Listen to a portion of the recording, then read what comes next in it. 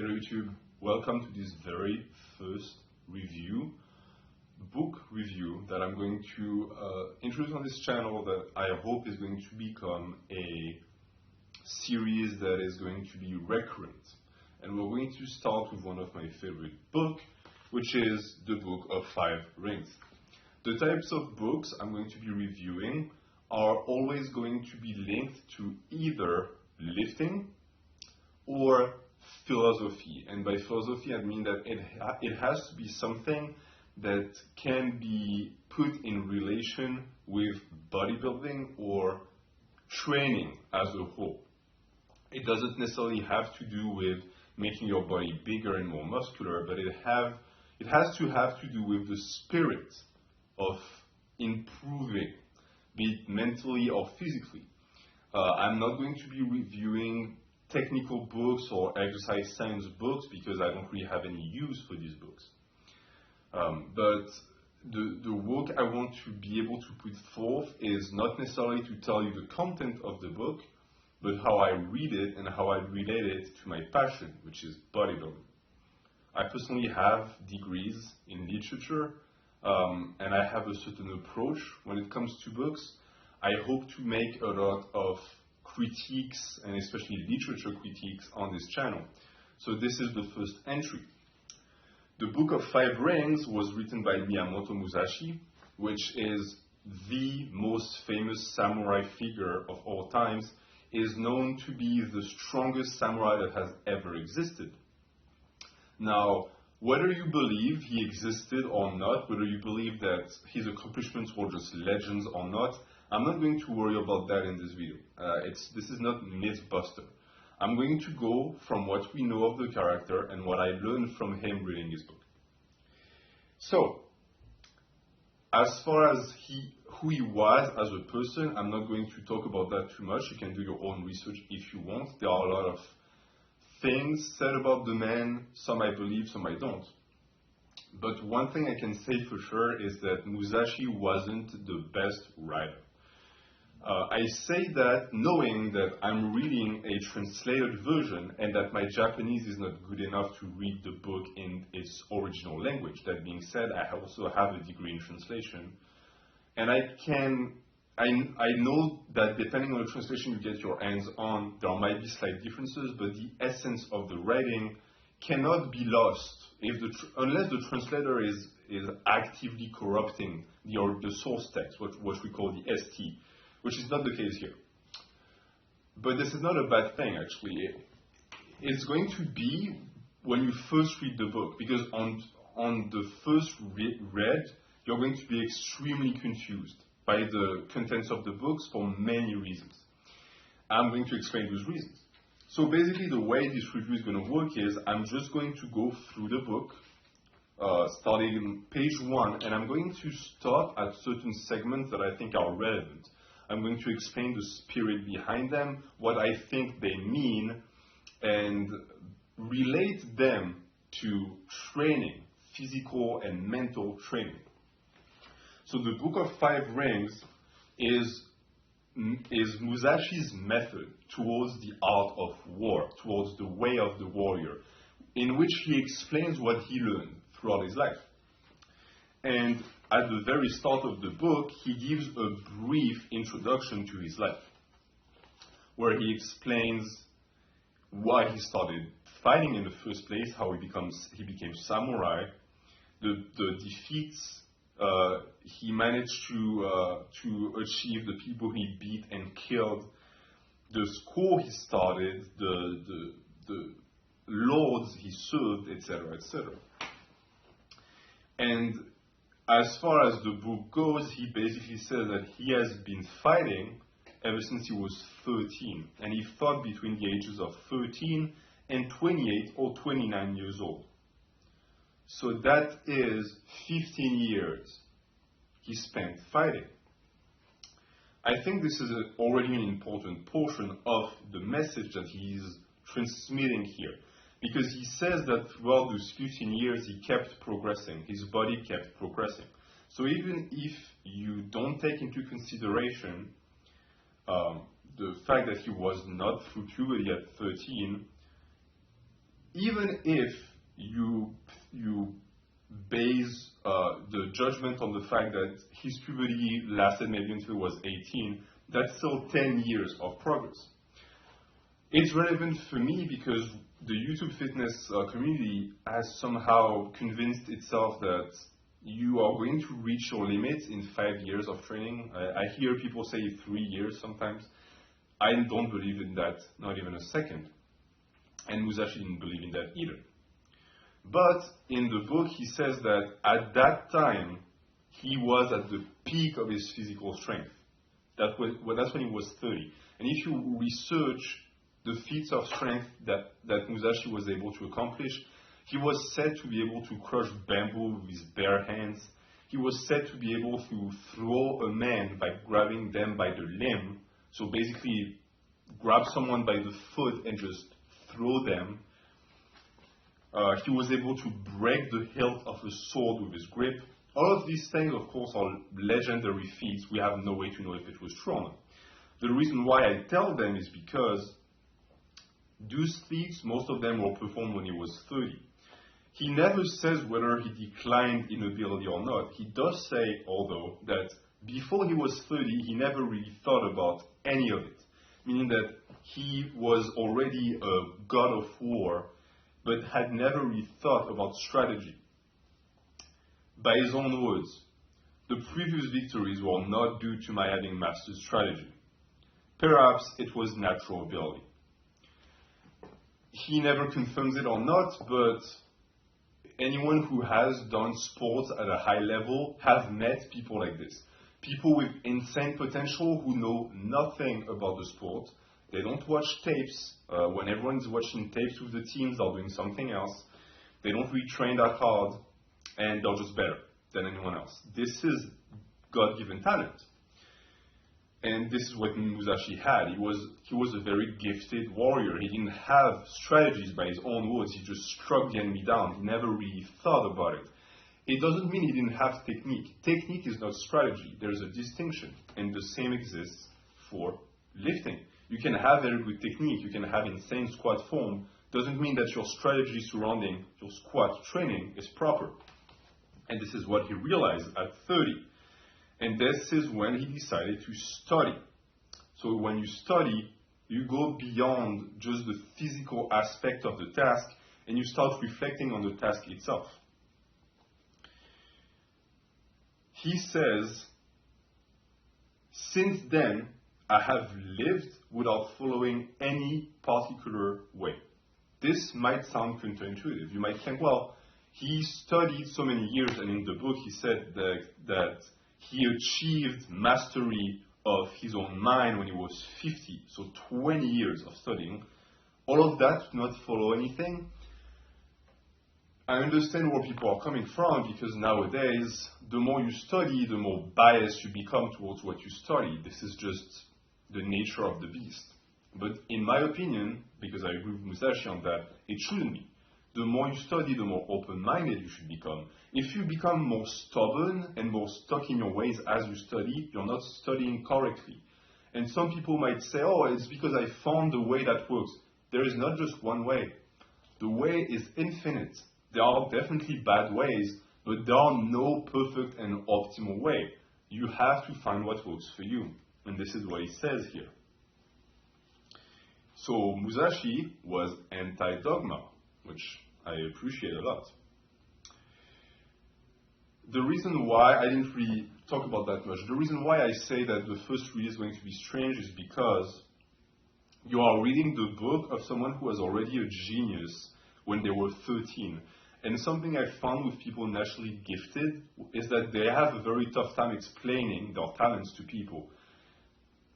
Talk to, like I have, like champion swimmers and tell them, how do you do it? How are you so fast?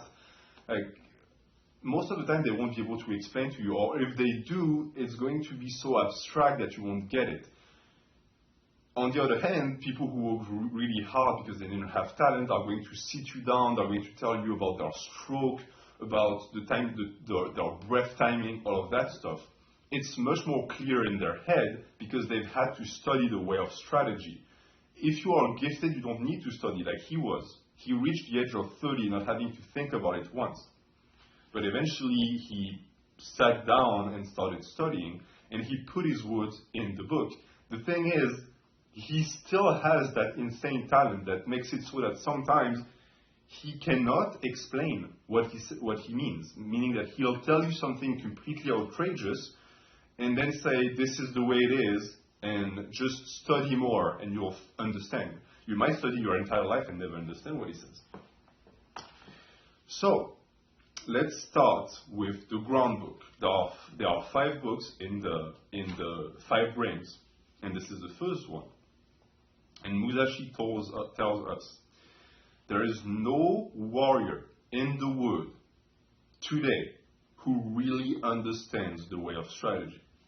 I think that this still applies to this day, even 1,000 years later. And I say 1,000 years, it's not 1,000 years, it's 600 years. He lived 600 years ago, roughly. What does it mean? It means that no one knows it all. Anyone who tells you they know everything about lifting, about bodybuilding, about powerlifting, about Olympic weightlifting is a liar. Or they lie to themselves. No one knows it all. And Musashi includes himself. He doesn't know everything. He continues. And as I do that reading, I'm skipping certain things because certain things don't apply, and also I want you to discover the book by yourself. Each man practices as he feels inclined. That's an aspect of lifting that you shouldn't be ashamed of. You're going to like certain things. You might not even like lifting. You might like certain sports better. There is no fault in that. Do what you like. It's very important that you always do what you like. Because if you embrace something that you don't feel passionate about, you're not going to last and you're not going to make progress. Even if a man has no natural ability, he can be a warrior by sticking assiduously to both divisions of the way. The both divisions of the way are the pen and the sword, which is, to me, the theoretical aspect and the practical aspect, which is studying, lifting. It can be through books, but it should, in my opinion, be through self-reflection, and the sword, which is actually lifting. People who have only the pen are even more useless than people who only have the sword. I will take someone who lifts with no knowledge at all and no introspection over someone who just studies lifting. Because at least that person is getting empirical experience from what they're doing. The other one is just a lab rat. They do not understand lifting, they don't understand the love of the iron. And as he says too, even if you have no natural ability, you can still become that warrior. You might not be the best warrior, but you're still going to develop that mindset for yourself. And I relate to that because my genetics for bodybuilding are subpar. I really don't have good genetics, but I still love it. And I still have achieved some pretty good results. He also says that the way of the warrior is resolute acceptance of death. That's a topic that I'm going to talk about in many literature reviews, not just that one, especially when it comes to Bushido and the way of the warrior, because it's a mentality that's very important. Being a dead man walking. I'm not going to spend too much time on it now, but I'm going to come back to it eventually. The warrior is different in that studying the way of strategy is based on overcoming other men. This is where the way of the iron and the way of the sword diverge in a way, because you don't, unless you're competing, but even if you're competing in powerlifting and bodybuilding, lifting is about conquering yourself. It's about defeating your demons. It's about always pushing the boundaries and the limits. This is what you're trying to overcome. I have personally found that people who try to always surpass someone else don't really make it far. You need to have either a fictional goal in mind or an ethical goal that always evolves, which is my case. Musashi says, the true value of sword fencing cannot be seen within the confines of sword fencing techniques. What does that mean? It means that he basically states that being good at drawing your sword and slashing through the enemy is not the true value of what the way of the warrior is. It's not just that. Just like being good at lifting weights is not all there is to be about being a bodybuilder. There is more to that. The mental aspect is just as important as the physical aspect. And if you want to be great on the physical side, you need to be great on the mental side. They go hand in hand. You cannot separate the two. There is a way to separate the two. It's called PEDs. But we're not going down that path because on this channel, at least, we promote natural lifting. And I'm going to end this video on the last quote. And the quote is, in this kind of way of strategy, both those teaching and those learning the way are concerned with coloring and showing off their technique, trying to hasten the bloom of the flower. They speak of this dojo and that dojo. They are looking for profit. Someone once said, immature strategy is the cause of grief. That was a true saying. I personally relate that quote to what YouTube fitness and fitness in general has become. It has become a place where people try to sell you things. It is not about sharing knowledge anymore, or at least the big channels are not about that anymore. There is always something eventually that comes up that is going to be sold to you. And that thing is always going to be the best and the most efficient, and is going to be promoted through the person trying to sell it to you. And that person might also have what Musashi calls a dojo. Dojo can be many things. A dojo can be a specific method, it can be a specific mentality, it can be any type of belief system that you're going to become a part of because you follow the master, the sensei of the dojo, who then uses their influence on you to get your money. In my opinion, if you watch YouTube and you watch a channel and that person who owns the channel starts selling you stuff, this is when you should be really worried and you should start questioning that person.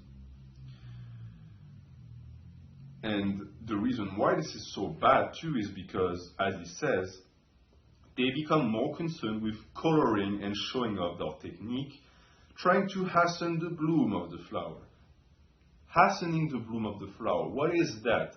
Well, that is all these people who make videos that they call how to make gains fast, big arms fast, big legs fast, look better fast.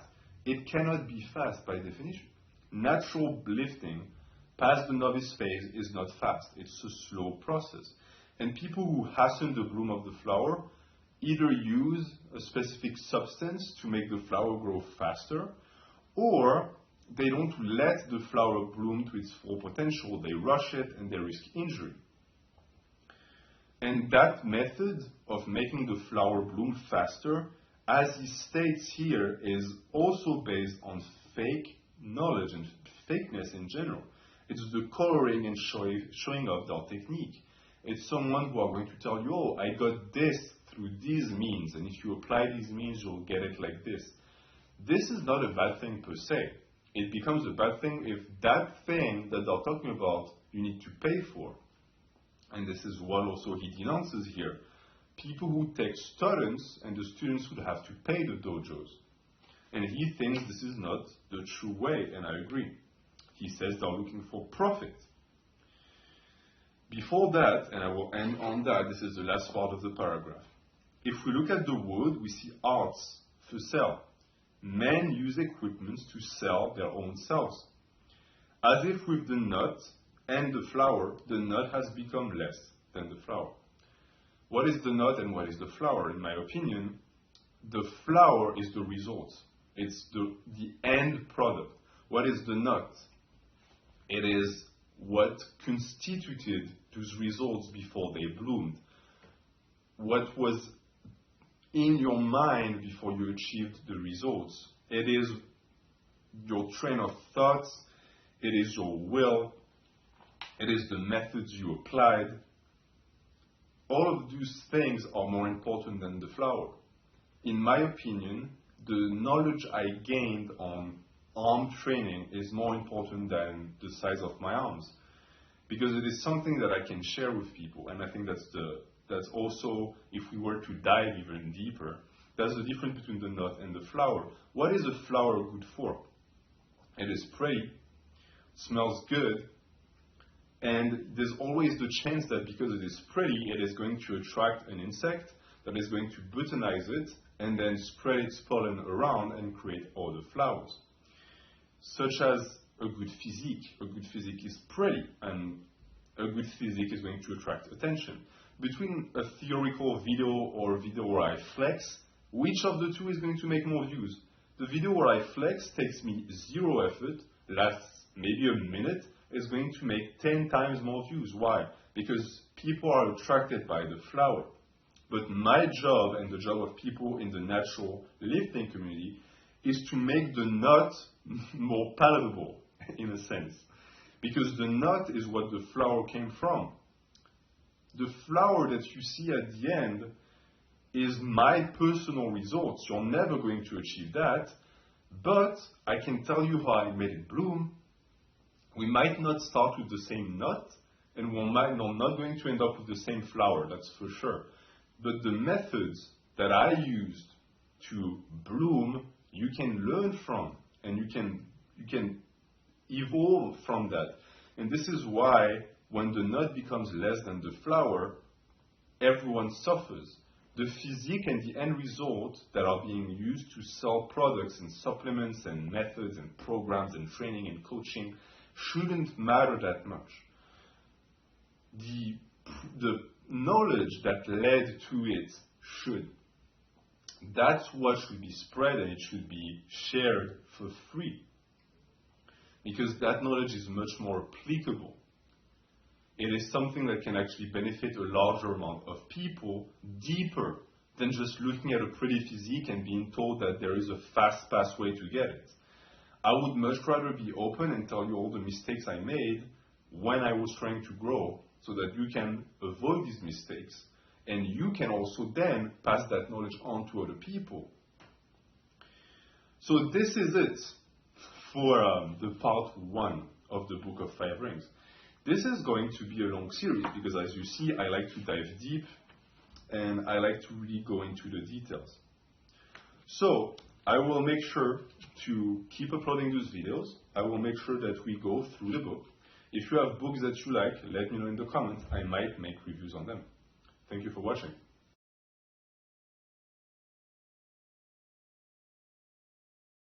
Hello YouTube. Today we're going to keep discussing the Book of 5 Rings. It is a rainy day outside. It's a great time to discuss literature. So we're going to dive deep into the work of Miyamoto Musashi again. If you haven't seen part 1, I highly encourage you to watch it because you won't understand the context if you just jump into this one. So we're going to continue reading and understanding the words of Musashi in the context of training and bettering yourself physically and mentally.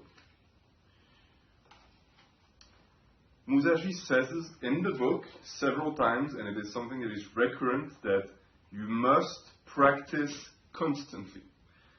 It is repeated with different phrasings, but it's a notion that is very important to the way of the warrior and to his mentality when it comes to developing your strength and your mindset as a man. What does it mean? It means that if you want to be good at something, you need to do it constantly. You need to do it every day. There's a very well-known saying that goes that excellence is a habit. You become excellent because you repeat the action again and again. And yes, natural talent is very important in this world, but natural talent will not make you win the race. And in truth, it really doesn't matter if you're talented or not, because at the end of the day, you're still going to have to work hard. Even if you have zero talent, just saying that it's not worth it and giving up completely on it is never going to result in any happiness or fulfillment in life. It's important to know your own limits, but most of the time, self-imposed limitations just make people miserable. Musashi says, the strategist makes small things into big things, like building a great Buddha from a 1-foot model. I cannot write in details how this is done. The principles of strategy is having one thing to know 10,000 things. Again, it's a notion that is repeated throughout the book, and that's very important. It's aggrandizing and growing your knowledge, not through the consumption of literature, but through your own experience. Once you know one thing, you know 10,000 things. What does that mean? It means that you should have the ability to apply your mind and to conclude certain evidence from experiences that you already have or from truth that you've already experienced. As an example that is easy to understand. You train your squat and you realize that your knee gets itchy. You go and you buy knee sleeves or a wrap or anything that keeps the knee warm, the pain goes away and your performance increases. That's one thing. You experience that and now you have that knowledge. Because you have that knowledge, you also know many more things. You know that if you have elbow pain, the same logic can be applied. But that's just correlation, that's just applying the same logic to a different joint. You can go further from that. Now you have knowledge on recovery. You know that certain techniques are going to help you to recover. So now you can preemptively apply those techniques on other areas of your body that might not be in pain right now, but it's going to prevent the pain from occurring. That's the second stratus. And then the third stratus, you can go even beyond that and try and understand if there could be other ways to reduce the pain beyond just knee wraps, for example. And if you can find that for squats, you can find that for your knees, for your elbows, for your back, etc. That's what Musashi means when he says to learn one thing is to know 10,000 things. If the light wants to come in. One thing I know is that that light is a problem. So, he also says in this same paragraph that the strategist makes small things into big things. And it's the exact same spirit, basically is. You start from here, and from that amount of knowledge, you make much more. And that's going to save you a lot of time, in truth. He also says that he cannot write in detail how it's done. This is Musashi's favorite sentence. He says that all the time. I think that it's meta, in a way. It's not that he cannot write it, it's that he wants you to discover it for yourself. And the fact that the first time the sentences appear in the Book of Five Rings appears in this paragraph, in the middle of it, in my opinion, is not a mistake. It appears in the middle of the paragraph where Musashi tells you that if you know one thing, you know 10,000 things. So what is he telling you? He's basically telling you with this that from his one sentence, you should be able to understand 10,000 sentences. So it's a key of comprehension given to you by the author very early on in the book, so you have to keep that in mind. He continues, in strategy, it is necessary to treat training as part of normal life, with your spirit unchanging. There's going to be a video addressing that same topic coming live this week, talking about anger. Because a lot of people like to lift angry, they like to lift hyped up. I personally disapprove of that method for many reasons that I will go into detail in the other video. But Musashi sort of agrees. He goes into battle, which is the art of killing other men, with the same spirit than in everyday life. There are nuances to this. You shouldn't just go through the motion. You shouldn't just lift passively. But there is such a thing as too much aggressivity. Not just for people around you. If you're in a commercial gym, we don't care about other people in that sense. But for your own performance and your own sake. If you make training that different space, it can have very beneficial elements. It can make it special. It can help you deload stress at the end of the day. But if you attach too much importance to the results of the daily training you do, because you should be training daily or by at least 3 or 4 times a week, it is going to make such a difference between your normal life and the time you work out that the transition is not going to be flawless and you're going to suffer from it. It's also going to make you believe that what you're doing is exceptional. Now, it's highly debated, and on this channel we'll talk about it a lot. Some people like to present weight training and bodybuilding, powerlifting as that sort of, as a replacement for war. They sort of want you to believe that we're warriors, we're going to war with the iron. I don't dislike that mentality because it's a good fire to motivate people, but it is taking that hobby a little bit too seriously, in a sense where we're not risking our lives. It's not like going on the battlefield. It's really not. It's its own form of fighting, for sure, and I'll make videos about it because it's very important for men, and I think lifting weights for men is it's greatly beneficial. But you cannot take yourself too seriously, and you cannot let yourself enter a mindset that is going to be strikingly different. Because it's also going to make it so that if you cannot enter that mindset, what happens? You have a lot of people who get addicted to pre-workouts, caffeine, before they train because they need that kick to get into the mindset they imposed on themselves to make that workout function and perform. If you do what Musashi says,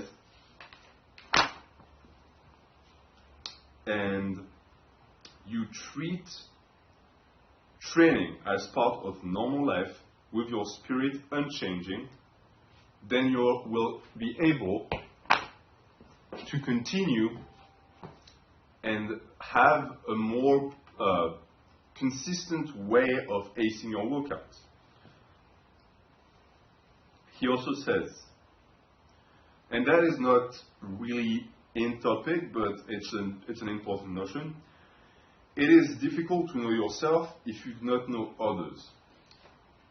It's interesting because it's a mentality that is usually reversed in traditional philosophy where people will tell you, you have to know yourself before you know others. You have to love yourself before you love others. Musashi sort of twists that mentality around. He says the exact opposite.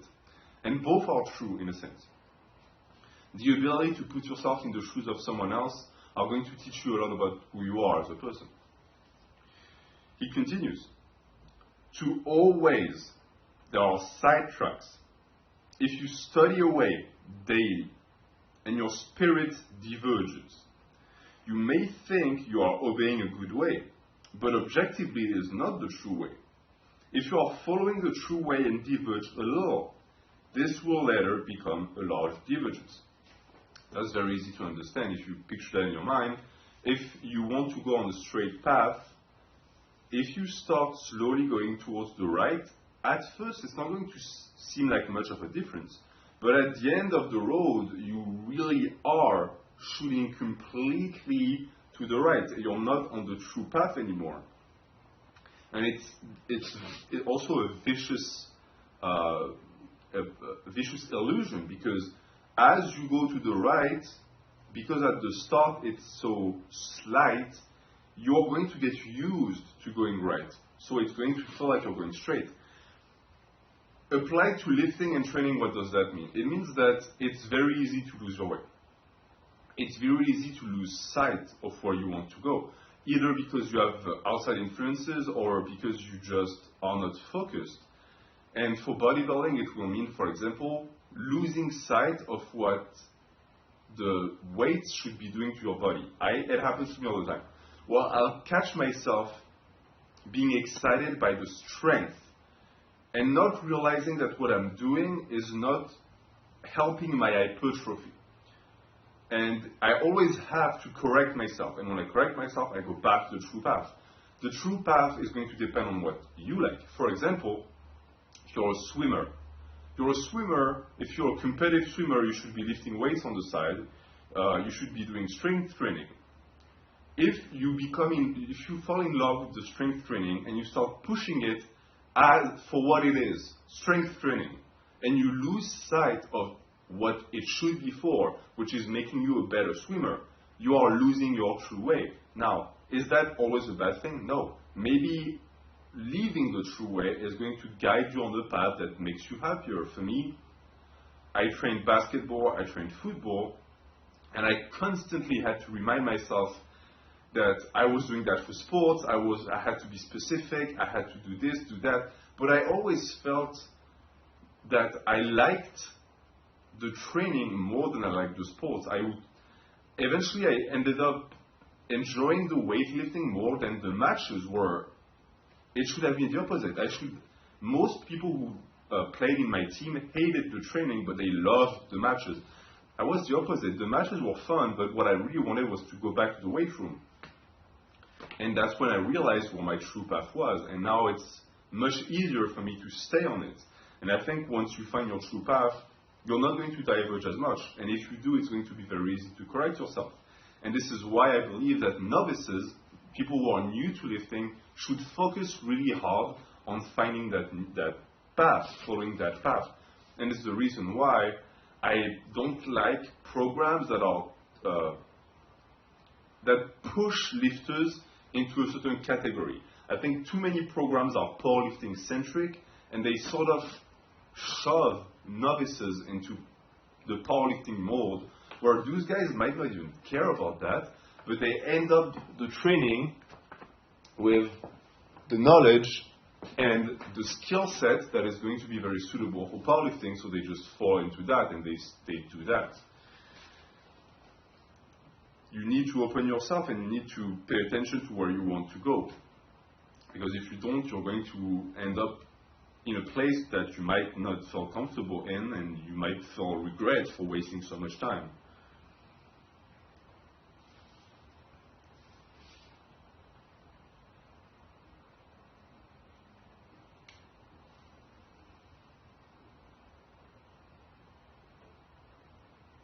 And he also says, if you study away daily and your spirit diverges, you may think you are obeying a good way. That is, for me, within the sentence, something that goes even deeper than just the knowledge of living the true way. You might think you're on the true way. It's sort of the flip side of what I just said. You might convince yourself also that you're on the true way. It's the sunken coast fallacy. Human beings have a tendency to invest a lot of time in certain aspects of their life, and sadly, the more time and money and resources you invest in something, the more you're trying to convince yourself that it's the right path, it's the true path. Why? Because you don't want to lose all of the costs that you invested in that, so it's much better to just cope and delude yourself into thinking it's the good path. But if you can become honest with yourself, you will realize that it is not what it seems like. And it's always better to cut your loss early on. Of course, it would be even better to just start on the true path very early on in life.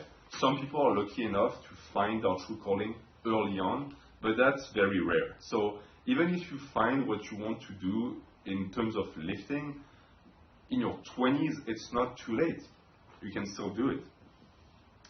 He continues, when you sacrifice your life, you must make fullest use of your weaponry.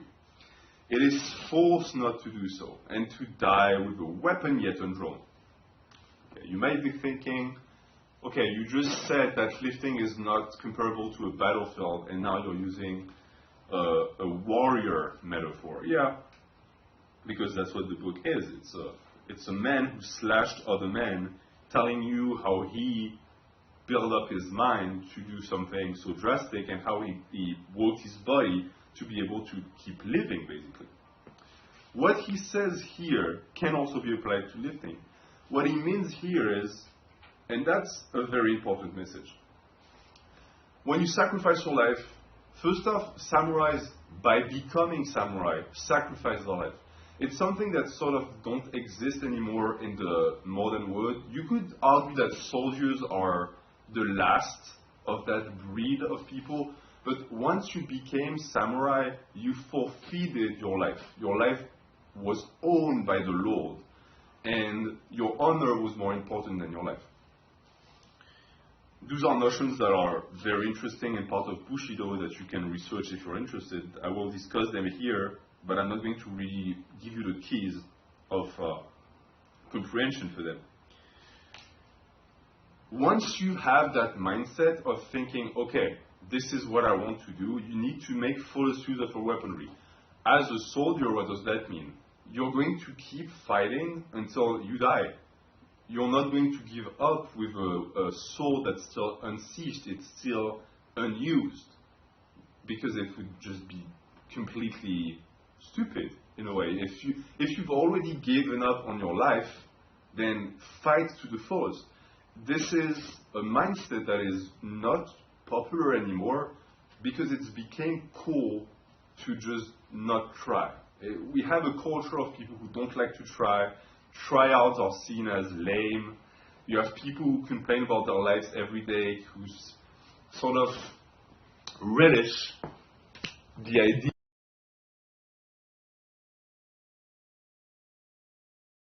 Hello YouTube, today we are going to do part 3 of the book of 5 rings. And on part 2 we're interrupted by the camera that somehow ran out of battery or something, it cut. So we're going to start where we were interrupted last time, and hopefully the sound is better this time too. Last time it was a little bit sketchy. So we were interrupted, if I am not mistaken, at the part where Musashi says, when you sacrifice your life, you must make fullest use of your weaponry. It is false not to do so, and to die with a weapon yet undrawn. So this is a message that is both appealing to the combative nature of men, meaning that giving up is never going to be the answer, it's always better to do something about your situation, and also can be applied to your ability to use resources to solve your problems. You can use that metaphor for weapons, meaning that if you're in a fight, you're going to use every single tool at your disposal to survive. But it's the same for lifting. Let's say you want to get bigger arms, and you try one method, and it doesn't work. A lot of people are just going to immediately assume that that's it, it's because their arms cannot grow anymore, where in reality, there are so many factors you could be changing. You could be changing your volume, your intensity, the overall tonnage, or you can just also change your approach, change exercises, angles, weighted stretch, all of that stuff. There are so many ways to approach bodybuilding and muscular development that in reality you cannot run out of options. It's not possible. So there is always a way. There is always a weapon that you can draw to keep fighting. And it's interesting to see that already back in those days, men of old were sensing a certain lack of willpower in younger men. I think it's always been that way because the older generation is nostalgic of their glory days, and therefore they assign more value and virtue to their generation. But I might also be stuck in that trap and that bias. I personally look around me and I see the same phenomena where everyone gives up. It's became cool to give up and to not try anymore. People who try are ridiculed, but at the end of the day, those are the people who make it. Feeling sorry about yourself and whining does nothing for you, and it's a cycle of self-destruction because it's addictive. That's why there are so many people who have a victim mentality, is because being a victim is comfortable because it's never your fault. So whatever happens, you're just a victim. a victim of your genetics, you're a victim of the environment, you're a victim of the context, the circumstances. It's not your fault. Musashi is against that. And the easy way out of this is just saying, fight until you die. If you engage life with that mentality, you will never give up, because it's either dying or fighting. He also says, and I've spoke about that in the previous part, from one thing, know 10,000 things. It's an important message. If you are presented with an information, absorbing that information is a good thing, but that's the basics. What you should be doing is also inferring more information from that one piece. You should be getting 4 new ideas from that one idea that's presented to you. And the other thing that's going to prevent you from becoming is becoming a fanboy. Fanboys are people who are presented with one idea and they just take that idea as gospel. You should have a judgment of the idea that could potentially lead to bigger and better things in the realm of spirituality, in the realm of muscular development. And it's the same for my videos. Don't take my videos at face value. Try and find something that can help you get better within them. He also says, the way of the warrior does not include other ways, such as Confucianism, Buddhism, certain traditions, artistic accomplishments, and dancing. But even these are the part of the way. If you know the way broadly, you will see it in everything. Men must polish their particular way. One, Musashi accepts and respects the fact that different men are going to walk different ways. It is critical that you do that. It is something that I strive to do on this channel. You might not be a bodybuilder and find yourself on this channel, and I still want you to get some value from here. Because you can. Why? Because the way can be found in everything. Once you walk the way, you will start seeing the way everywhere. Just like an artist is going to see inspiration everywhere. This is why paintings, sculptures, films, all of these span a wide area of topics and themes. Is because you can draw inspiration from whatever. And for me, that's how I live bodybuilding. I find inspiration for my goal in bodybuilding everywhere. And it can become sort of an obsession, but typically people who do fairly well in their hobby of choice are obsessed with it. He continues, you should not have, and this is so important, you should not have a favorite weapon. To become over-familiar with one weapon is as much a fault as not knowing it sufficiently well. Okay, just with this, we have a ton of things to talk about. What could be a favorite weapon in the realm of bodybuilding powerlifting? It's going to be a tendency that you have of preferring certain lifts, certain methods of training over others. What he says here is not you shouldn't be extremely proficient at one weapon. He says you shouldn't have a favorite weapon. Something that is favorite is something that is emotionally charged. It is detached from the realm of logic. It is not factual anymore. You are in love with that thing. That thing might not be good for you, but you cannot see that. And a lot of people get stuck in that mentality where they involve themselves so much in a particular lift, for example, that anyone who says that they don't like that lift, or even more just invalid, people who don't engage in that lift, who don't do it, suddenly become enemies. Why? Because they're attacking their way of life. He says to not become over-familiar with one weapon, because it is the same as to not knowing it enough. So, between someone who only uses one sword in the realm of Bushido, the way of the warrior, and someone who uses 50 different weapons, but he's not a pro at any of them, they're both wrong. They both misunderstand the way. You need to strive towards becoming the best at everything, at every single aspect, at every single lift. I'm not talking about strength here. I'm talking about proficiency. The ability to do the lift comfortably without injury easily. And that is something that can be done if you research movement patterns, if you research specificity and synergy. And this is something I'm going to talk about a ton on this channel, how to become that. You should not copy others, but use weapons which you can handle properly.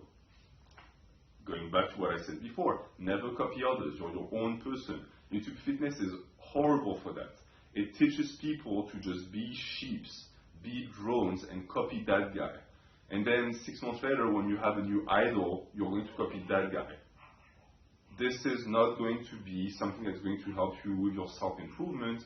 It is going to damage your ability to make gains. You need to find your own way and walk it. If you keep switching from role model to role model, you're never going to go anywhere. You can draw inspiration from people, but don't become their servants. There is nothing more pathetic than that.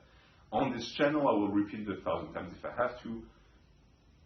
You can get information from here, but that's it. It stops there. I am not your superior. I am not your boss. I am just a guy who might have more experience than you and who has started earlier. That's it. You are on your way and I'm just further because I started before you.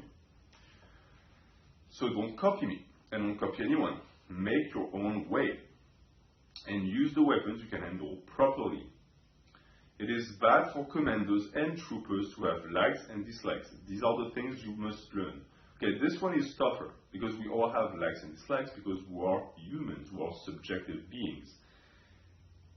I sort of disagree with Musashi here, meaning that I think he has reached at this point in his life a state of enlightenment that is tough to grasp for people like me who are still young and maybe for you too. Maybe he has transcended himself through efforts and work and spirituality, and he has no likes and dislikes. He just sees the world objectively. It's personally not my case. I have likes and dislikes. But one thing you can do before you reach that stage of enlightenment to make sure that you don't get easily led or deceived is accept the fact you have likes and dislikes. Having biases is fine. I have a ton of biases, but I recognize our biases. Never think that your biases are the right way. It's not the right way. It is your way. You need to have the ability to look at yourself out of your body and see yourself stand on the way, because it gives you an objective view of what you promote and your agenda. A lot of people push agendas that they're not even aware they have. This is terrible. Musashi says, there is timing in the whole life of the warrior, in his thriving and declining, in his harmony and discord. Tough to relate that to lifting. This is just a life observation. Timing is in everything. You might catch yourself sometimes have bad timing. You might have realized that some people in your life seem to consistently have bad timing, meaning that they inconvene others and themselves because they cannot walk to the right tempo. I think that understanding the rhythm of life, of your life, and matching it is a good way to be happy. But it's easier said than done because I cannot explain to you how to do it and he cannot either. It is especially important to know the background timing. Otherwise, your strategy will become uncertain. What is the background timing? In this case here, I think the background timing is what I explained before. It's the frame of your life. It is the rhythm of the day. It is something that is not written on a piece of paper. Going to the grocery store or training at 5 p.m., those are, in my opinion, on the forefront of your life. But there is a timing in the background. It's the bigger picture that a lot of people fail to consider because it takes the ability to project yourself conceptually. And as a bodybuilder, it is extremely important, especially if you're natural and you have already a good body. Why? Your gains are going to be made in that background timing because it's going to take months and months and months. If you are so focused on the small picture of the training session you're doing right now and lose sight of the bigger picture, which is your training program and the goal behind it, you are going to make a lot of mistakes. if you practice day and night in the above school strategy, your spirit will naturally broaden. This is a topic Musashi talks about all the time, broadening your view. Anyone who's played sports, especially co-op sports where you're playing with other people, will know that feeling. When you start playing a sport, your field of vision is narrow. You have tunnel vision. I remember when I first started playing football, and I was assigned to mark a guy, or I had my zone. That's all I could see. I saw my zone, or I saw my guy. I was a cornerback. One-on-one for me was, I was looking at that guy and sometimes at the ball. Sometimes. But most of the time when I think back with my memories of football, it's like a black on both sides and a guy. That's it. I didn't have a broad field of vision, and this is why I was not a good football player, because I always had that narrow vision of what I had to do. So if the guy caught a pass, he was getting tackled. But the number of times I got caught with a reverse where I was supposed to cover for it, too many to count. I just couldn't do it because I didn't have the broad field of vision. But it got better the more I practiced. With basketball, I started playing basketball, I already had a broad field of vision. I already had that ability to lift my head. That's so important for point guards. Beginners who play basketball, they play like this. And even if they manage to get a good dribble and they can look up, they're so focused on the person marking them that they can't open their vision to throw a good pass. I was already good at that. So some of it is natural talent, but the more you practice, the more it broadens. And Musashi says you have to broaden it. And he gives a technique for that later in the book that I will cover. He continues, do not think dishonestly. The way is in training. So important. But he states that before. You have to train, you have to train. The way he phrases it here, for me, is part of the genius of Musashi. He can tell you the same thing, and he's going to open a new door of comprehension with the way he phrases it, with his syntax. That's why I say that this translation is extremely good, because I think it captures the spirit of Musashi really well. Do not think dishonestly. The way is in training. He opened with that statement of do not be dishonest, and he moves on to training. Why? Because a lot of people delude themselves. They lie to themselves. They sort of convince themselves that training is not that important.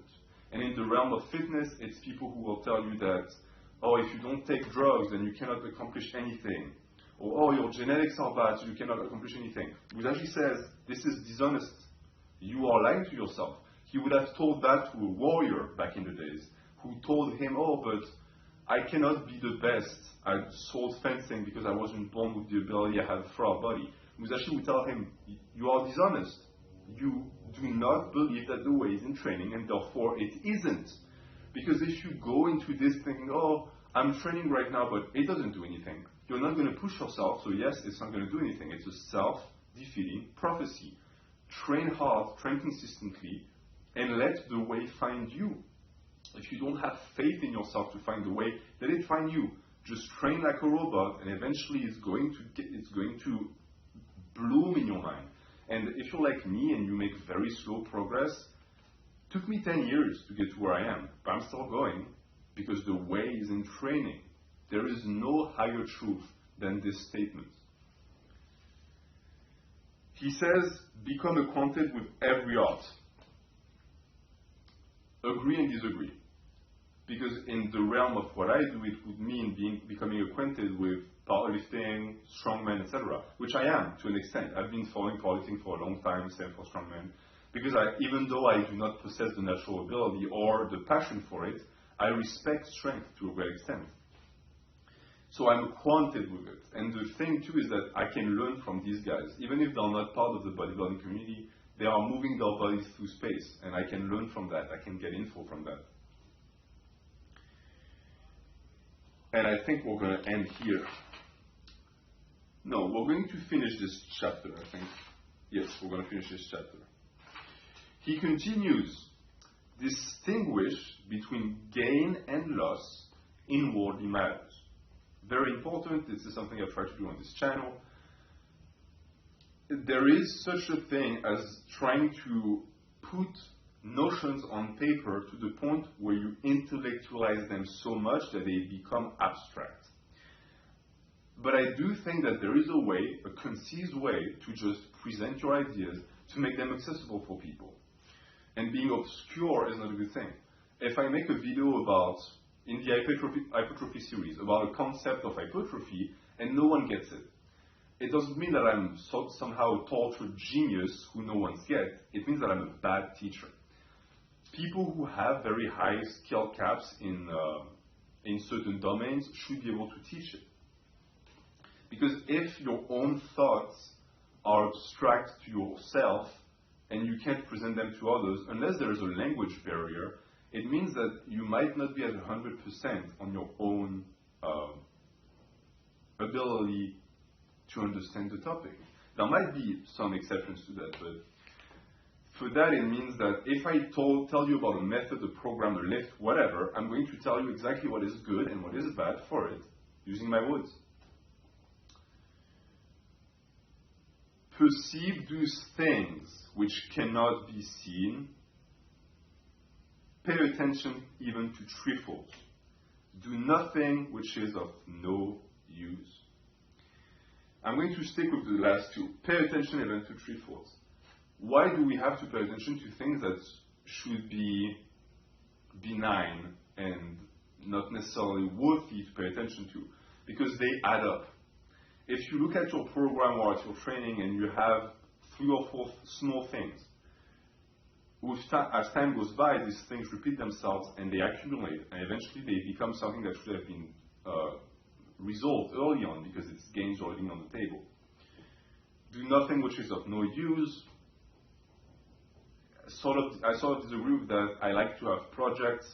Not everything I do is for hypertrophy. I do certain things because they're fun, or because I have another mean for them, or because I just want to be the best at them or master them, like finger push-ups. Finger push-ups are not going to make me bigger, but they're fun. But you should reduce that to a minimum. If you want to master something, you're going to have to do everything in your power to get good at that thing. If you let your attention be diverted too much, eventually it's going to come and bite you in the butt because you wasted energy on things that were not useful. So this was the ground book. We're done with the ground book, and we're going to attack the water book potentially in 2 weeks or 3. Thank you for watching. Read the book if you haven't read the book yet. Have a good day.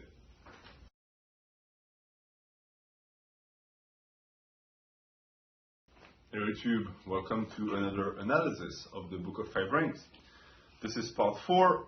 Last time we finished the ground book together, and we're going to start the water book.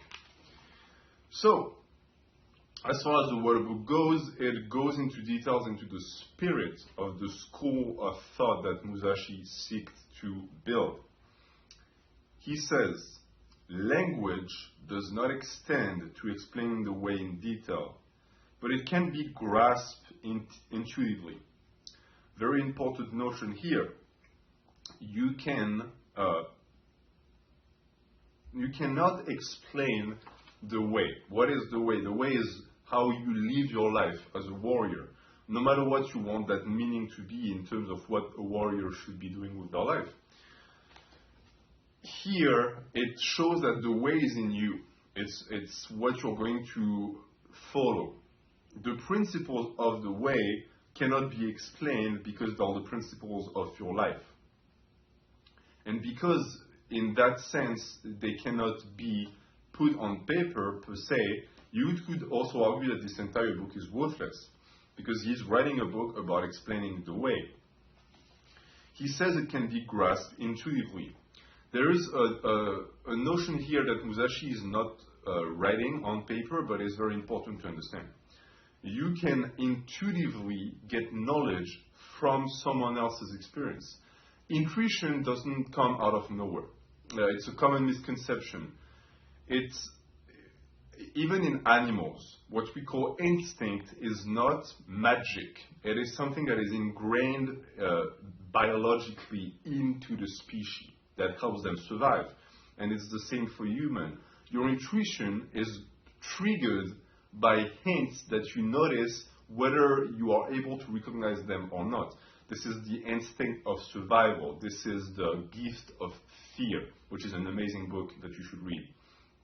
You are going to, whether you want it or not, have a very strong instinct for survival, which is going to create an instinct in you. So when he says that you can grasp things intuitively, it means that if you develop that instinct that some people lose completely as they age, but that almost every kid is born with, you are going to be able to extract knowledge from something that should not be explainable. This is the gift of this book. This is why, if you read the Book of Five Rings, the first few reads are going to be completely lost, because there is no knowledge to be grasped unless you are able to do it intuitively, meaning that you are able to read through the lines of Musashi. And in a sense, you could also argue the fact that it also could mean that nothing in that book is of value because there is nothing written straight away that would give you information. But it's sort of the beauty of it. You can find in it the wisdom that you want. He goes into saying that if you merely read this book, you will not reach the way. Absorb the things written in this book. Do not just read, memorize, or imitate, but so that you realize the principle from within your own heart. Study hard to absorb these things into your body. This is a key principle that you need to apply in your lifting journey as well. Do not be satisfied with just listening to information or reading information. You need to make it your own. Information you do not apply is worthless. If you read a 2 hours paper on how to get big biceps, but you never train your bicep, you wasted your time. It's a waste of life. You need to apply everything, because when you apply things, you make them your own, and you are then able to potentially share the information and the newborn material that was created through your experience with others. This is how we as a species evolve. We have an oral tradition. This is why we are the dominant species on the planet. If other species were able to pass on the knowledge more effectively like we do by talking to each other, then they would evolve at a faster rate.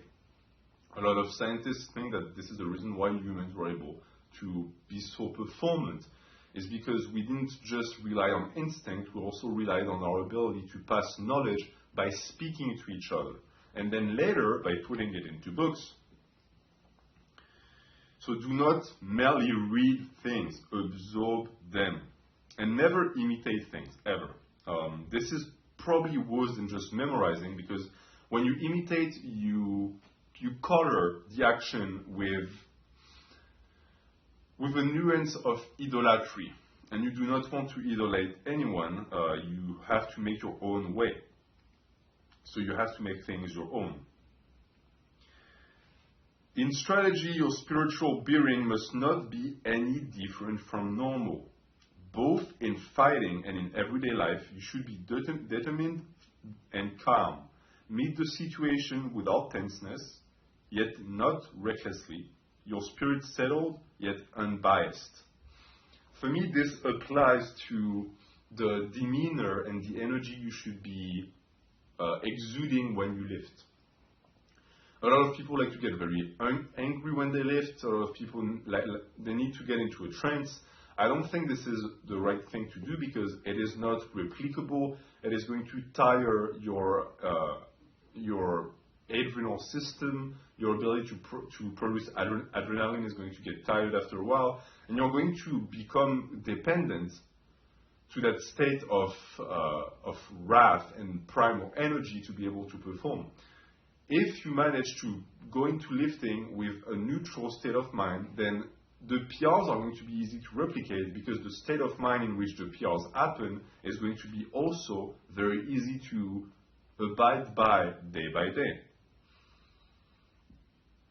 So you should be determined and calm without being tense, because if you're tense, the issue that's going to arise too is stress can be a good motivator, but it can also give you the yips and make you miss, and you don't want to miss, you don't want to fail.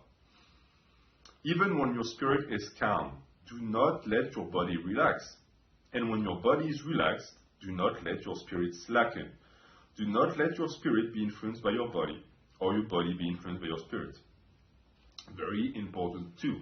If you talk especially to powerlifters, they will tell you that you shouldn't let your state of mind determine the PR of the day. Just because you don't feel good doesn't mean that your strength will not be there for the day. And the opposite is also correct. Just because your strength at the end of the workout is not where it should be doesn't mean you're not going to be able to get the lifts you want. But that is going to be influenced by your spirit. If your strength is not there and you're in high spirit, you should push through and let your spirit elevate your lifts.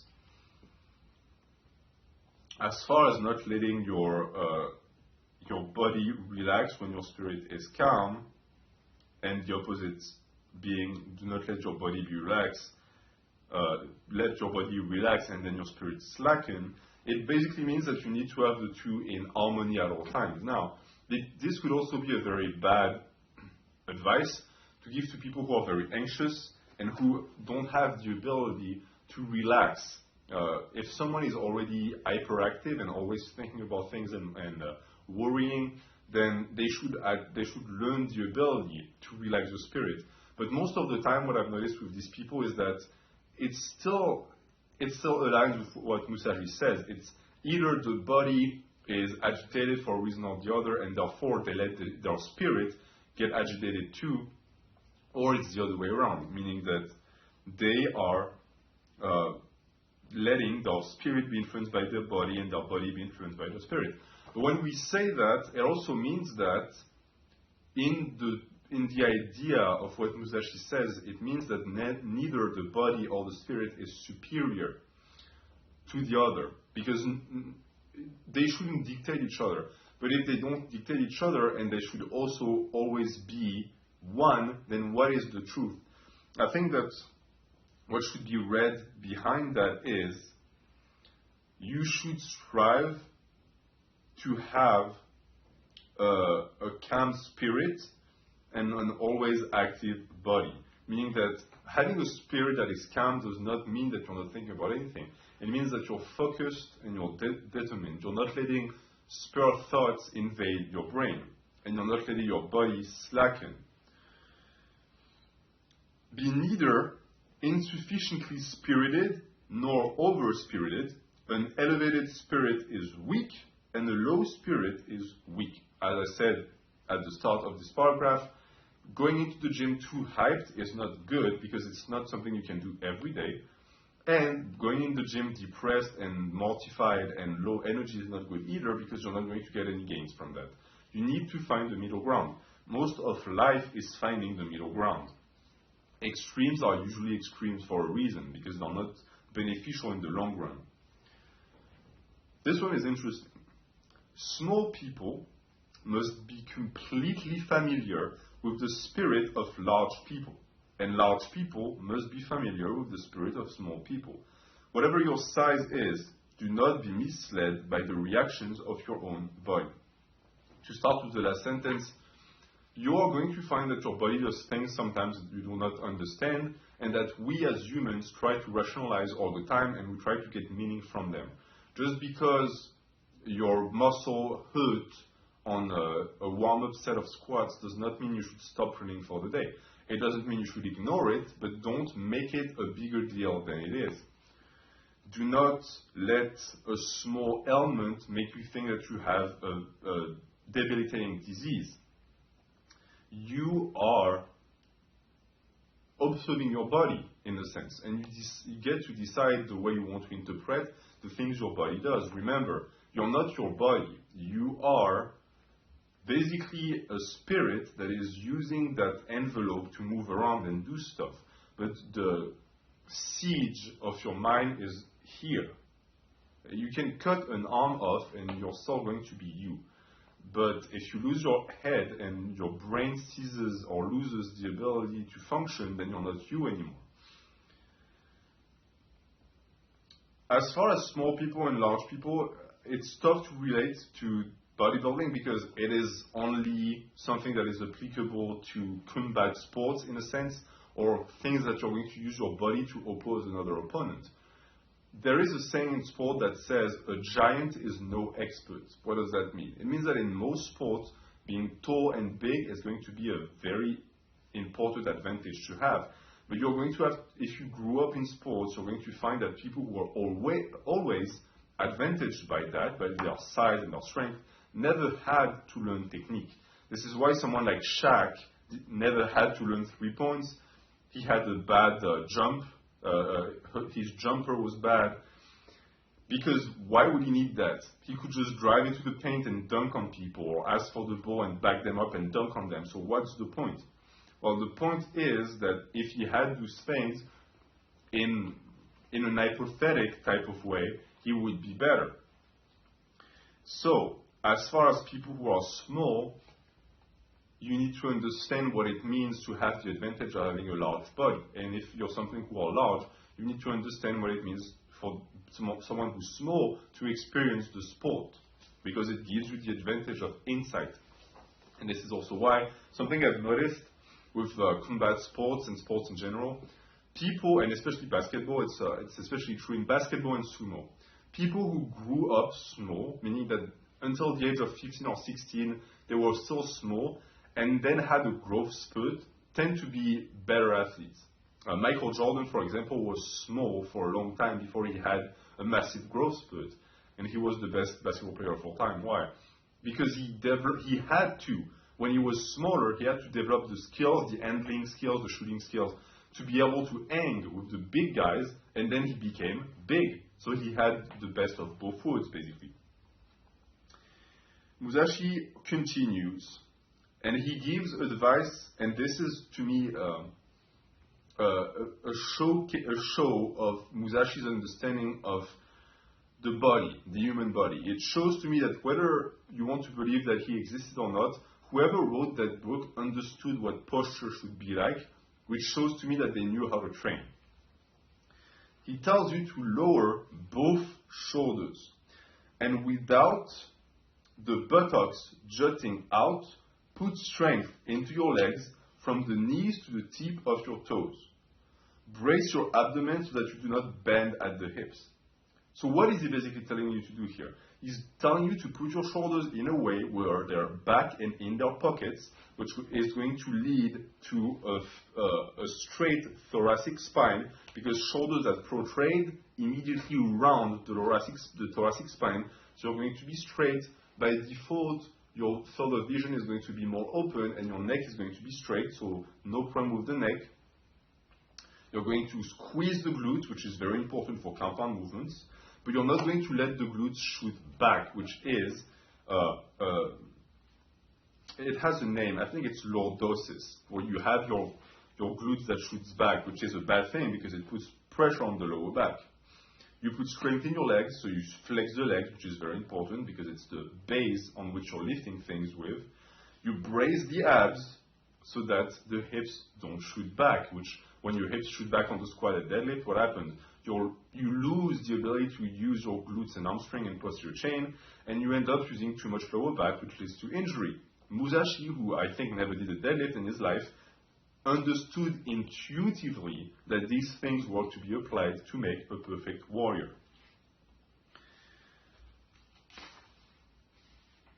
Let's see, I think we're going to finish this page.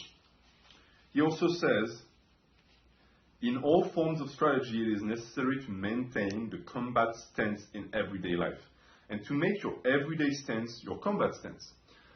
How is it applicable for people who lift? The posture you use when you lift, what people call universal cues, should be applied in real life. The reason why we do them when we lift heavy weight is because it is an alignment of the joints that's going to prevent injury. So if it's going to prevent injury when you lift 200 pounds, it's also going to prevent overuse injuries in the long run when you stay in that position for long periods of time. So you should also have good posture in everyday life. And also, as he says here, and it's a lot of duality in what Musashi says. Things feed into each other. The body feeds into the spirit, etc. If you make your combat stance, or your lifting stance, your everyday stance, it's also going to mean that you need to make your everyday stance your lifting stance, meaning what? If you're someone who's always like this, rounded like this, you're going to bench like this, you're going to squat like this, and you're going to deadlift like this. So the bad posture you have in everyday life is having an impact on your ability to lift and stay injury-free.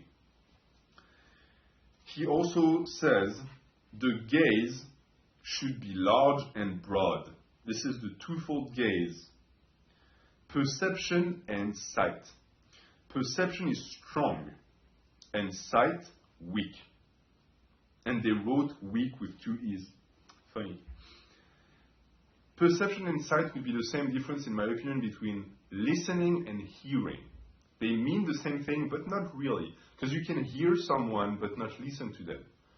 But it's tough to listen to someone if you're not hearing them.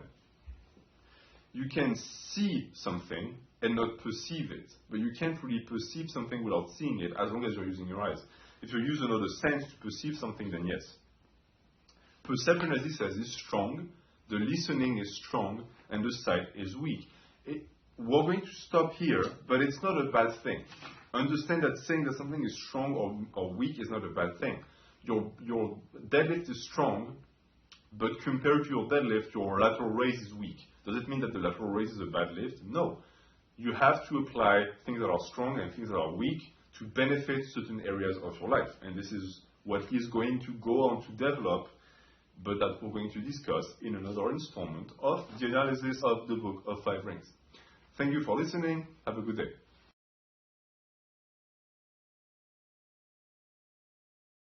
Hello YouTube, and welcome to this new installment of the book of 5 rings analysis.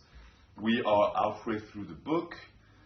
We have started the water book last time. We did 1 page, so we're going to continue to analyze the words of Miyamoto Musashi and try to apply them to our lives and lifting experience.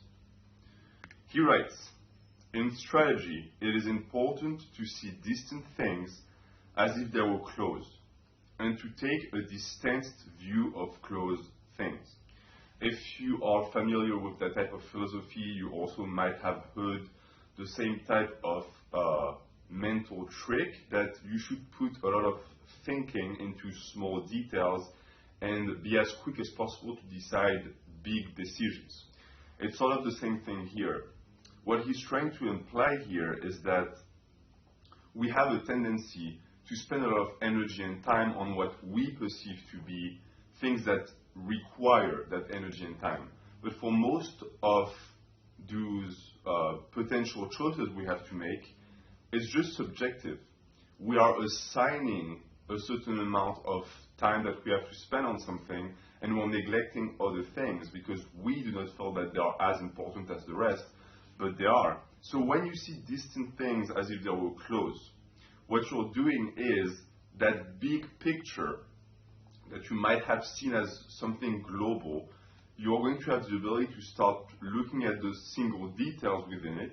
And if you take a distant view of close things, those little details that you think are not as important, if you manage to actually see the big picture and you manage to actually put them into that painting and you can take a look from the outside, you're going to realize that it's all the same thing.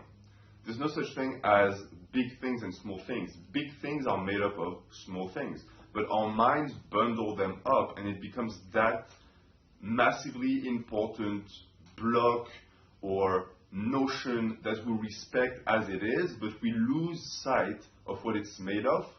And on the other hand, the tiny things and details that we cannot really fit into a category, we lose sight of them because they're that tiny thing. But if you manage to actually take a closer look at them, you'll realize that even within that exists many opportunities, many different details.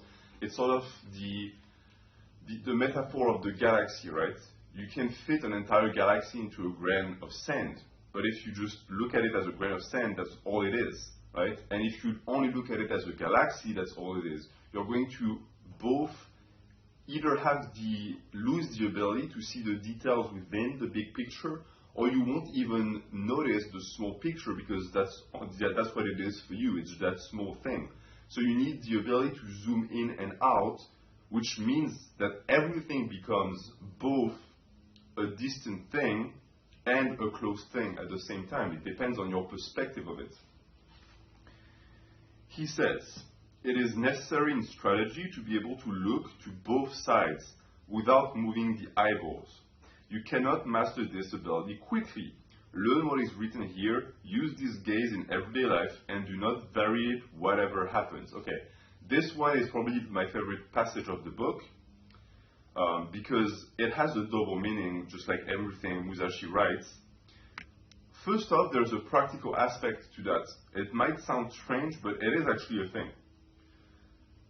Warning, you're going to look like a weirdo if you practice it outside, but basically what it means is when you look straight, you don't lose the ability to see on the sides.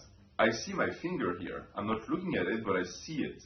And until I reach the dead angle that my cranium creates, which is here, this is my dead angle, I cannot see the finger anymore. I see it here, but it's completely on the other side of my head. And if I turn my head here, I can still see the finger here because I'm looking at the camera. So my line of sight is still there. If I do this, I can't see it anymore. So basically what it means is, especially in the context of battle, turning your head makes you lose time. It's a waste of time because you can just turn your eyes, and your eyes turn much faster than your head. And even faster than that is not turning your eyes. Because when you turn your eyes, you start focusing your attention here, but now you're not focusing here. So if you can maintain a line of sight without losing sight of what is on the peripheral, it becomes that ultimate gaze, that ultimate sight that provides ultimate perception. And I suggest you try it. I tried for a time, and I can still apply it if I want to, where you always look straight. You never turn your eyes and you never turn your neck. And you try to navigate the world like this by catching the details in the peripheral without having to look at them. It's mentally taxing, so it's going to take a lot of energy out of you, mental energy, and it makes you look very strange because we're in a society where people turn their head and their body to signify where they're going to go. Their gaze gives an indication of what they're looking at. So if you're that guy in a crowd that is looking straight, you're going to look out of place. That being said, I've noticed that people get out of your way, meaning that if you always look straight, they always think you're going straight, so they always make a path for you. So it's a thing to try and master. Why not? He says you cannot master it very quickly, and that's true. Why? Because we have a tendency to always move our heads or our eyes. So if you always try to maintain that line of sight, you're going to find yourself straining to maintain that. It's tough to make it a habit. That's the practical aspect. What about the theoretical aspect? What about the metaphorical aspect? Here, in my opinion, it means, again, that ability to see that big picture without moving your head, without having to focus on one thing. Take your program. If you have to focus on one section of the program at a time, you're going to lose sight of the big picture because you're always turning your head, you're always looking at something else. And you're going to have multiple puzzle pieces that at the end of the day don't really fit because you lost sight of the big picture. If you have the ability to look at your goal, what is your goal? What do you want to do? Do you want to get stronger, bigger? And after that, by still looking at that goal, you can assemble everything around it to create something that is going to encapsulate it without moving your head, without moving your line of sight. Then it's going to be that ultimate way of achieving a program or a training regimen that is going to be beneficial for your goal. The issue with that method is, if I look at this thing here, there's a book right there, I can read it from here. But if I'm here, I don't have the ability to read the lines that are here because my sight is not focused on it. So it's also going to be a trade bag because you can see what's happening in your peripherals, but you cannot see the fine lines. And it's funny too with Musashi because that's a thing, a paragraph that comes out of nowhere and that would make many people confused because what is that doing here? But it's just the way Musashi writes. He says, when holding the long sword, grip the long sword with a rather floating feeling in your thumb and forefinger, with the middle finger neither tight nor slack, and with the last two fingers tight. It is bad to have play in your hands. Okay, how do I apply that to lifting? Well, it's simple. He's telling you how to grip things. Anyone who's ever grappled, especially when you have to grapple standing up, when you grab the gi of the opposite person, or if you grab the collar of someone in a street fight, you're going to notice that you don't really pinch with these two fingers. You don't really grab with these two fingers. You grab with this. This is what grabs, right? You can secure with these two, but this is what is doing the action of gripping. And if you want a proof, if you're a solid lifter, look at your hands. Look at where the calluses are. They're here. You don't have calluses on your thumb or that finger, almost nothing. It's all here. My judo instructor used to prove to us that it was possible. He would grab us by pointing the finger like this. So when he grabbed, he was like this. He never secured the finger, and he had a very strong grip, and he would throw us around with these three fingers. And Musashi says the same about the sword. You grab the sword firmly with these three, and these two are floating. So they're around the hilt of the sword, but they never completely secure it, because you want to have the ability to move that. He also says, it is bad to have play in your hands. That's sort of a contradiction, because you might think to yourself, well, if I don't secure with these two, then there's play in the hand. But in reality, those three fingers are enough to secure anything. And you're going to find with a barbell too that the reason why you cannot really apply that logic to a barbell is because the barbell is too big. If the barbell was smaller, you could grab it like this. But we need these to wrap around to secure the hand because the barbell is big. And as far as having play in your hands with a barbell, you're going to find that your ability to grip things and your grip strength it's killed, it's cut in half if there is play. Something that you're able to grab if you don't position your hand well enough, and you pull and the bar has space in your hand to move, it's going to pry your hand open. Why? Because it created momentum within your hand which exceeded your ability to grip that thing. You can try it with, let's say, a deadlift. If you can deadlift 300 pounds double overhand, don't grab the bar properly, give it some play and pull, and you'll see that you won't be able to get it up. And the same applies for every grip exercise. Before you do the grip, you have to set your fingers so that there's no play in the bar. And when you pull, the bar doesn't move within your hand. Because a grip exercise really is just you trying to make sure that the bar does not escape your hands. So if you create space for it to already move around and do its thing, it's going to be even tougher to prevent it from rolling out of your grasp. So these are two very important tips that Musashi is giving us, but may I remind you that the guy never lifted weights. So again, the practice of moving one's body and to train one's body, even back in the days, there are certain things that we still practice to this day that he understood very early on. And that everyone can understand, right? Because once you know one thing, you know 10,000 things. It's just, the only thing that matters is, can you apply your sense of analysis to everything you do to get knowledge out of it. After that, there's a lot of discussion about the approaches where he tells you techniques about how to use the sword. I don't go into that. If you read the book, read them if they're interesting, but you cannot really apply them. I have a few examples of the sword techniques he gives just to, again, I want to also share the mentality and the quotes of Musashi because he's such a fun writer, and the way he expresses certain things, he doesn't even try to intellectualize or conceptualize certain things.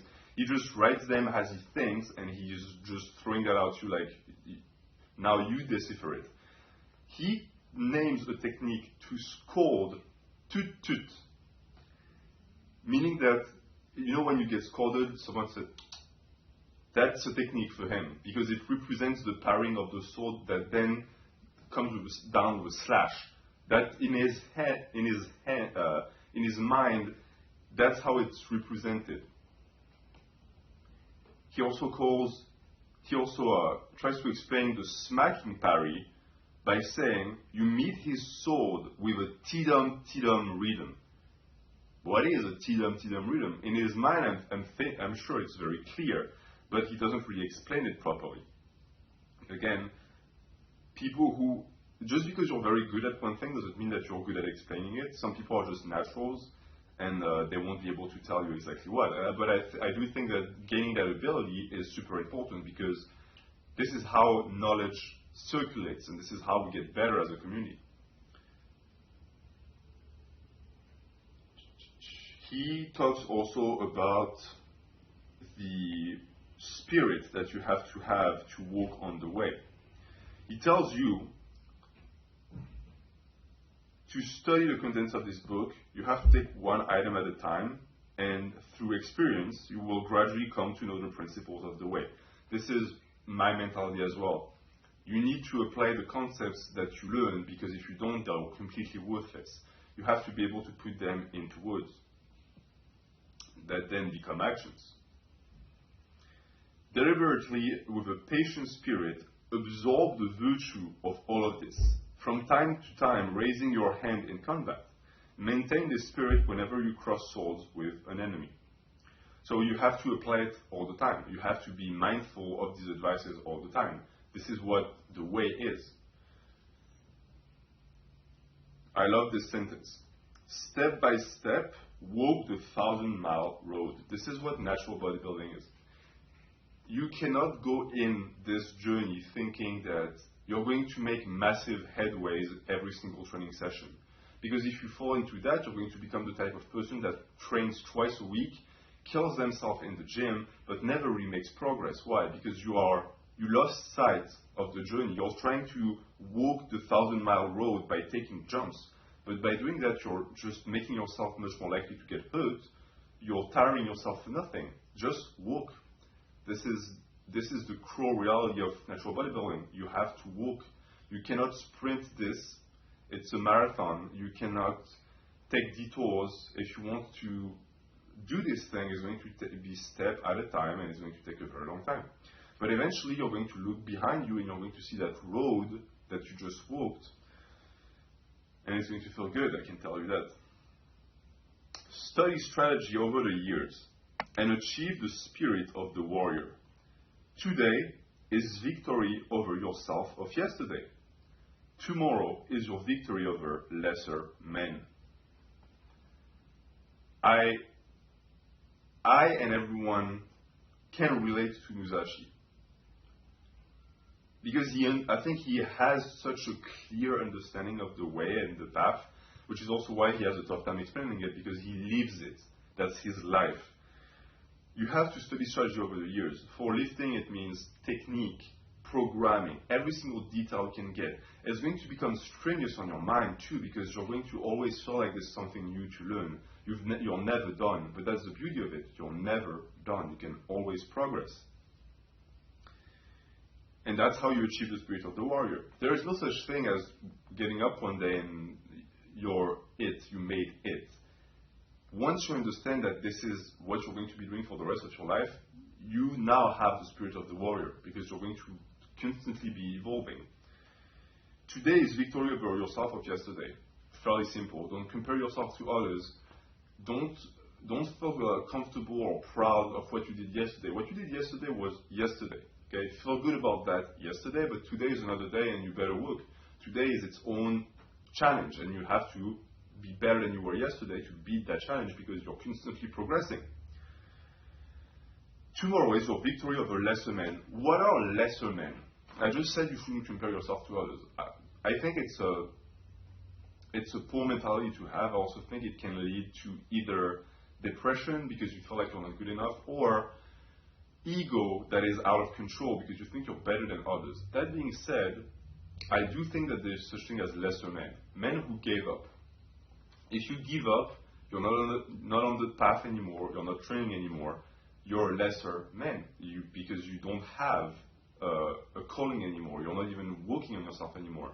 So you cannot even compare to other people. And I would say this too, even if you have a very high level and you've been training 10 years, but you became the type of man that is happy with staying stagnant. And not only that, but you preach that mentality to other people saying that, oh, you reached your limit. In my opinion, that guy is less of a man and less of a warrior than a guy that's been training for 2 years but is still really working hard and progressing on the path. Because that the number one guy is stagnant, the other guy is evolving. That evolution is what is so important.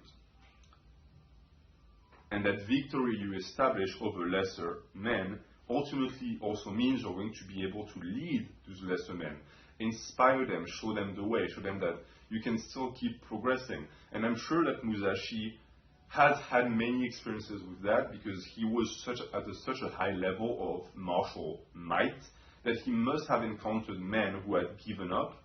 And when you are in that situation, you have two options. Either you get upset at them for giving up, or you try to inspire them. And Musashi, by writing this book, showed that he wanted at some point in his life to inspire people, which he does with a lot of talent, because I think this book is incredible.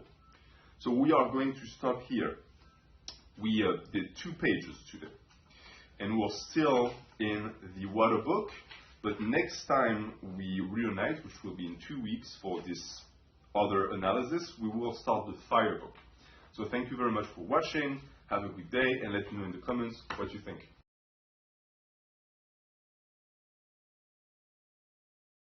Hello YouTube, and welcome to what I believe is part 6 of the Book of Five Rings. We are halfway through the book, but we're actually almost done. I believe there's only going to be a part 7 and part 8, and then we're going to move to a different piece of literature related to Bushido still and Japanese samurais. But for now, let's dive back into the words of Miyamoto and learn from him and his wisdom. He says, in the first place, people think narrowly about the benefits of strategy. By only using their fingertips, they know the benefit of 3 of the 5 inches of the wrist. What is strategy for us? Strategy for us is going to be programming, is going to be technique, and all of that good stuff. The truth of the matter is, the mental capacities you develop lifting are going to have an influence on your life. Personally, I built my discipline training every day, and it made me a better person outside of the gym too, because those qualities translate. This is why the people who tell you they don't lift because they're more focused on developing their intellectual abilities are misguided, because building a strong body is going to help you to build a stronger spirit, and vice versa. They go hand in hand. There is no point in only training the mind, because the truth of the matter is, you can only train the mind so much, and it's the same for the body. There is no point in training 10 hours a day and never reading a book or never thinking about things, because even that is not balanced for training. You're not going to make proper gains doing that. You need the alliance of the body and the spirit together. What does he mean by saying that by using only their fingertips, they only know the benefit of 3 of the 5 inches of the wrist? Again, it's a very, it's not a transparent metaphor at all. But what I understand from that is, again, with Musashi, he likes the idea of the bigger picture and the small picture. And here, he says that if you only use the fingertips, then you completely ignore the fact that the rest of the hand is also moving, which is what is making the fingertips move. So by ignoring strategy in all things in life, you're not realizing the impact that it has on it. He also says, any man who wants to master the essence of my strategy must research diligently, training morning and evening. Thus can he polish his skill, become free from self, and realize extraordinary ability. He will come to possess miraculous power. If you think about it, his strategy, in a sense, is not just the theories he puts in his book. In reality, he speaks about becoming a warrior and developing the warrior spirit. And for me, you cannot be a warrior if you do not train. This is why the theory-only aspect of fitness and training is boring to me. Because all of that stuff, all of those studies, all of that writing, all of those theories are completely worthless if they're not applied. And I believe that even within oneself, if you only worry about the theory but you never do it with your body, then it's a waste of time. You should strive to do both, to think about the way of strategy and to also apply it in real life. Become free from self. What is self? Self is you, right? But more than that, self is the image you have of you. Why is self so important in today's society and it was in the past and it will be in the future? Because your self is what people see. This is why we worry so much about our appearance. It's because this is what we present to the world. That's something you can never go without. But it becomes a problem when that self becomes your identity. When that self replaces your soul. Because you start living for others. You start living for the image that you give others. And you quit pursuing the path because you have that new occupation that involves making sure that people always like you, that you're always falling in the ranks, that you're always going to be hip with the moment, that people regard you in a beneficial light. Keep in mind that if these people are maleficent or they are evil, you're going to become that as well because you're trying to follow that. So you need to have that sense of integrity so that no matter which crowd you're surrounded with, what word you're put into, you stay true to yourself. So that's what becoming free of self is, in a sense, is not worrying so much about training for others. Do what makes you happy. And do what makes you truly happy. Because there are a gazillion examples of people who say, oh, I live for myself. But the truth of the matter is they're insecure. They're still insecure. Once you find your calling, you will not be insecure anymore because what other people think about what you do is not going to affect you. And by that, Musashi says that you will realize extraordinary abilities, you will come to possess miraculous powers. We're not talking about the ability to breathe fire or fly here. We're talking about a control of the mind that is so strong that you have a discipline that cannot be broken. For many people, that is miraculous. When I tell people I train every day, even when I first started in high school, people didn't understand me. Close friends of me wanted me to just hang out or do things like this, and I would, but at some point I knew it was time to go home and train. And it was a foreign concept to them that I would do something like this with no monetary reward, something painful and grueling, especially because at the time I was still very skinny. So I was asked, why do you even train? You're not even getting muscle from that. Truth of the matter is, I didn't know at the time that I was eventually going to get bigger. With time, I was just slower than what most people would experience as far as progress. But the spirit and the strength of mind I developed back then made up for it. This is my miraculous power. It's the power of discipline. And it's a power that can be developed by everyone. You just have to train, that's it. After that, he goes and he talks about fighting principles because the fire book is mostly focused on that. And a lot of them are very interesting, but the truth is they're sword fencing techniques, so I cannot get much from that. But he does mention some wisdom when it comes to how to approach life, and he always uses metaphors, of course, but I selected a few that I think can apply to us as well.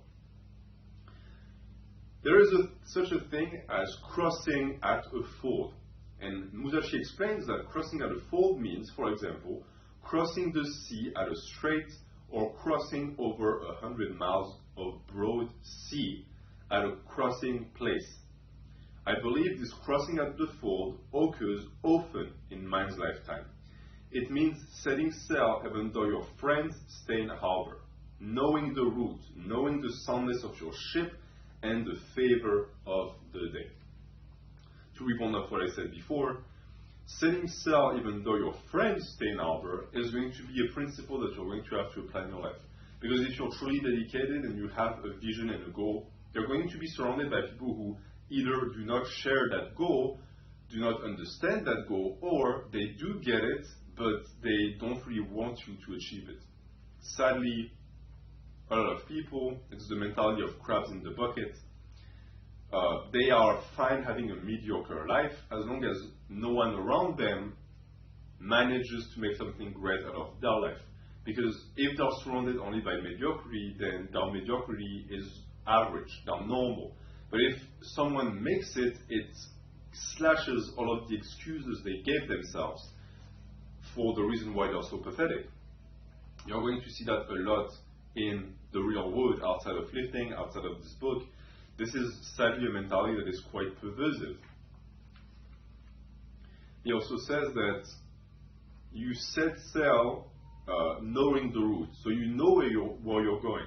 You might not know exactly how to get there, but you know the goal, and that's all that matters, because the truth of the matter is you will discover the path as you go.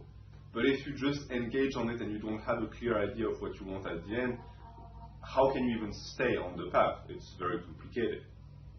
Knowing the soundness of your ship and the favor of the day. Your ship is, of course, you. Ship is both body and mind. You need to know how your body responds to exercise, to training, to movement, to technique, to form, because it's going to prevent injury, it's going to keep you lifting for a long time. And the favor of the day, sometimes on a certain day you're going to feel really good, sometimes you're going to feel really bad. You need the adaptability to be able to navigate your program so that you do the maximum of what you can do every day without overreaching.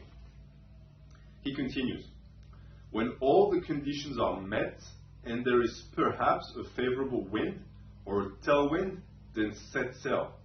If the wind changes within a few miles of your destination, you must row across the remaining distance without sail. If you attain the spirit, it applies to everyday life. You must always think of crossing at a ford. If I tell you crossing at a ford, what do you picture? In my mind, I picture a very strong river. A river that is so strong that I know if I cross it, I will be taken by it and killed and drowned. So what happens when you want to cross that river? You look for a ford. You look for a place where the river is weak enough so that you can apply your own strength and cross. And the truth is that your goal or your ideal is not on the other side of the river. It's on the other side of 10,000 rivers. And the rivers represent life and its hardships. You constantly are going to have to cross rivers in your life. And if you always go and charge full force without thinking, you're going to suffer a lot of defeats, some that might even be so detrimental that they're going to stop you forever attempting to cross again. But if you always try to cross at a ford, it's going to boost your ability to keep crossing rivers for the rest of your life. So for example, a favorable wind is going to be an opportunity that you see in your life that is going to be a very favorable moment for you to try and cross that river. But if it's the opposite, if you have a wind that is preventing you from advancing further, then it might be a good idea to either turn back and find another way to cross, or to just stay stationary and not try to fight the wind. If the wind changes though, and you're very close, you must row. What does that mean? There's a very famous motivational quote that says, if there is no wind, row. It means that you will not always have the favor of the skies. You will not always have everything fall into place for you. But if your goal is within reach, and if the only difference between defeat and victory is effort, then you should put in the effort. You should row. Of course, crossing the entire river, rowing is not smart because you're going to exhaust yourself. If you attain the spirit, it applies to everyday life. It does. It really does. Outside of training, this is a really good advice to give. After that, another strategy that I really liked and I wanted to share with you guys is everything can collapse. House, bodies, enemies collapse when their rhythm becomes deranged. The idea of the rhythm is something that I will eventually make a full-scale video on in terms of sports, because it applies to bodybuilding as well. Rhythm is not speed, rhythm is not strength, rhythm exists outside of these two notions. Anyone who played football understands that very well. You can have a receiver that is not the fastest guy, he doesn't have the best vertical, he's not super strong, so he's not able to run through the bumps, but if he has a good rhythm on his routes, he is a receiver that will always be favored by the quarterback, because you will always know where he is on the field, and you will know that if you throw on his route, he will catch the ball. These receivers are usually have a very good rhythm, because they're able to follow the rhythm of the ball and of the throw. A cornerback that will be able to counter that is not necessarily going to be the fastest, he's going to be the guy who's on rhythm, who can match the rhythm of that guy. When the rhythm gets disturbed, you lose. It's true for martial arts. You can face someone that's slower than you, but if they read your rhythm, you eat a counter and you're down. And as far as bodybuilding, I think that this represents, in my opinion, the ability to stay disciplined and focused, of course, but to have in your program a rhythm that carries you and helps you progress. Something that is going to snap your rhythm is breaking something, hurting a tendon, that disturbs your rhythm. Events in your life can also disturb your rhythm. All of these things need to be avoided, but when they happen, they happen. And when they happen, you collapse. It's a sad truth, but it's universal. But once you understand it, you can better apprehend rhythm. I spoke about rhythm in a previous video, I think it was part 4. In single combat also, you must put yourself in the enemy's position. If you think, here is a master of the way who knows the principles of strategy, then you will sorely lose. You must consider this deeply. From what I get here, this means never overestimate people. Never think that you're facing with someone who knows better than you. This is a principle of pride too. It's good to recognize when other people know more than you, but don't think that they mastered something so much that you could never get there. Learn from them. That's the principle of the way. If they could get there, tell yourself there's no way I cannot get there, and do your best to do so. To pass on, Musashi calls that principle. Many things are said to be passed on. Sleepiness can be passed on.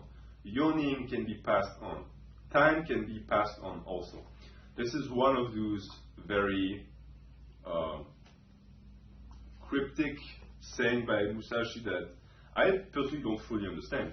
But what I love with this is that even back then, it's interesting to see that they already knew that yawning makes other people yawn. If you've never tried it, go in a packed place and yawn, and watch how many people are going to start yawning. Science has tried and explained it by saying that when you yawn, you actually inhale a ton of oxygen, and it's a biological reaction for survival that other humans yawn as well, because they anticipate the fact that if you yawn, it means that there is potentially a lack of oxygen, and therefore they need to get their fill before there is no more to go around. But what does time can be passed on also? How would you apply that to the principle of yawning and passing that yawning to someone else? I personally don't know. But if you do, please let me know in the comments. He continues. What is known as getting someone drunk is similar to this.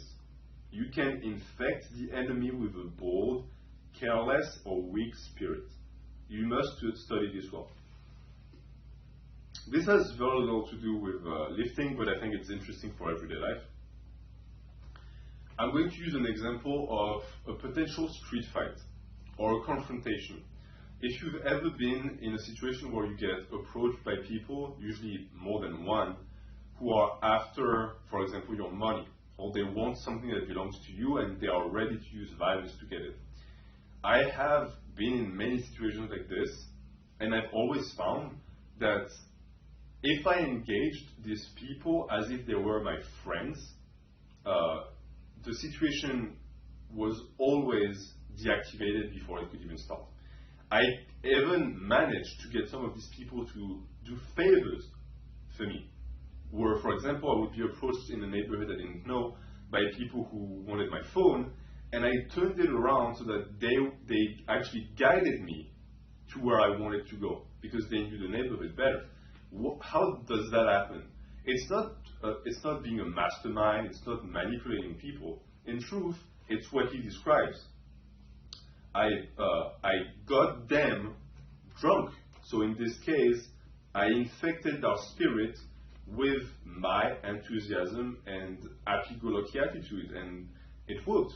The worst thing you can do when someone approaches you like this with a potentially aggressive demeanor is to be afraid, because they feed off of that, or to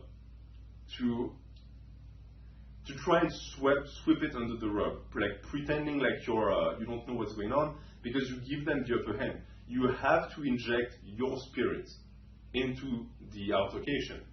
I don't personally advise trying to inject aggressivity into it, because you never know who you're dealing with. It might be someone who's unhinged and is going to go very far to get that phone or wallet or whatever. I would advise you to just chat with them like they're your friends. Usually that works. To cause loss of balance. Many things can cause a loss of balance. One cause is danger, another is hardship, and another is surprise. We must research this. To go back to the idea of a rhythm, what breaks your rhythm? A loss of balance. Danger, for human beings, danger can appear at any moment. And when danger arrives, the natural order of things stops existing. The only thing that exists is danger. Why? Because the species wants to survive. So we are biologically engineered and programmed to focus all of our attention on potential dangers. But by doing so, we lose our balance. Hardship is the same. What is hardship? Hardship is the discontinuation of everyday life. You're living with your family in a house and suddenly you lose your job and you cannot pay the mortgage. That's hardship. Why is it a hardship? Because what you consider to be a given, being that you would be able to pay your mortgage and live in the house with your family, suddenly does not exist anymore. He finishes by surprise, of course, surprise. Surprise is the state of a reality that is suddenly put to a stop by something that should not be existing in this reality.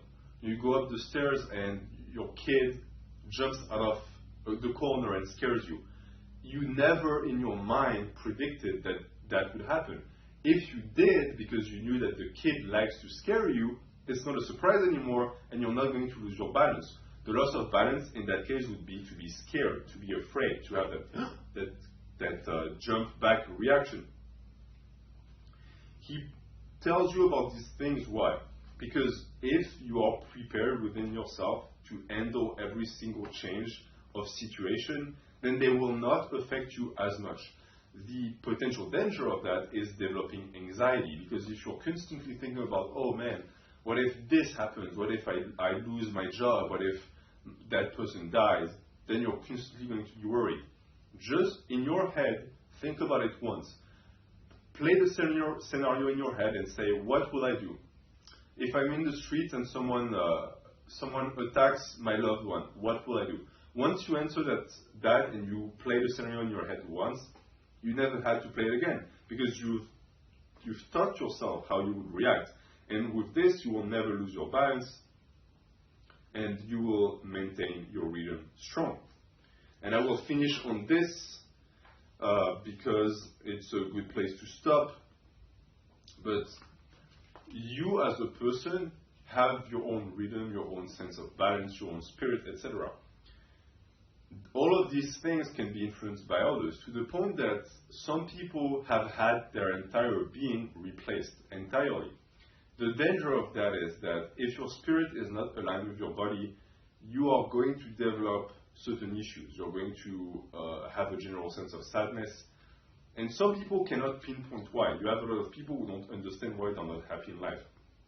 It's because they have been parasited, they have been invaded by a different spirit. And the thing is, people who seek to influence you, for the most part, don't do so because they have your best interest in mind.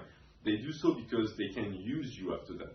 If you infect someone with your spirit, like I did in my example, if you break their balance, if you steal their rhythm, what happens? You have data on them and you have information that helps you manipulate them and make you do your bindings, make you do what you want them to do.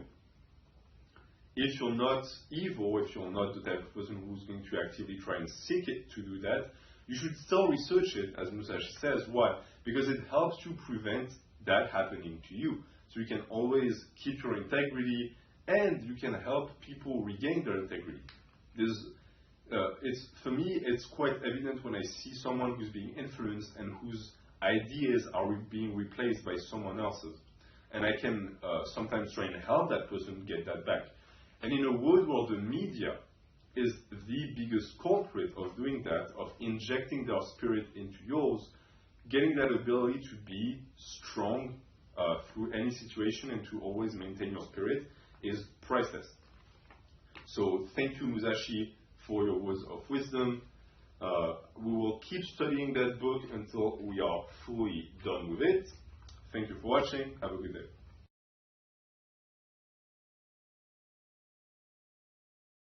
Hello YouTube, welcome to what is, I suppose, part 7 of the Book of 5 Rings review.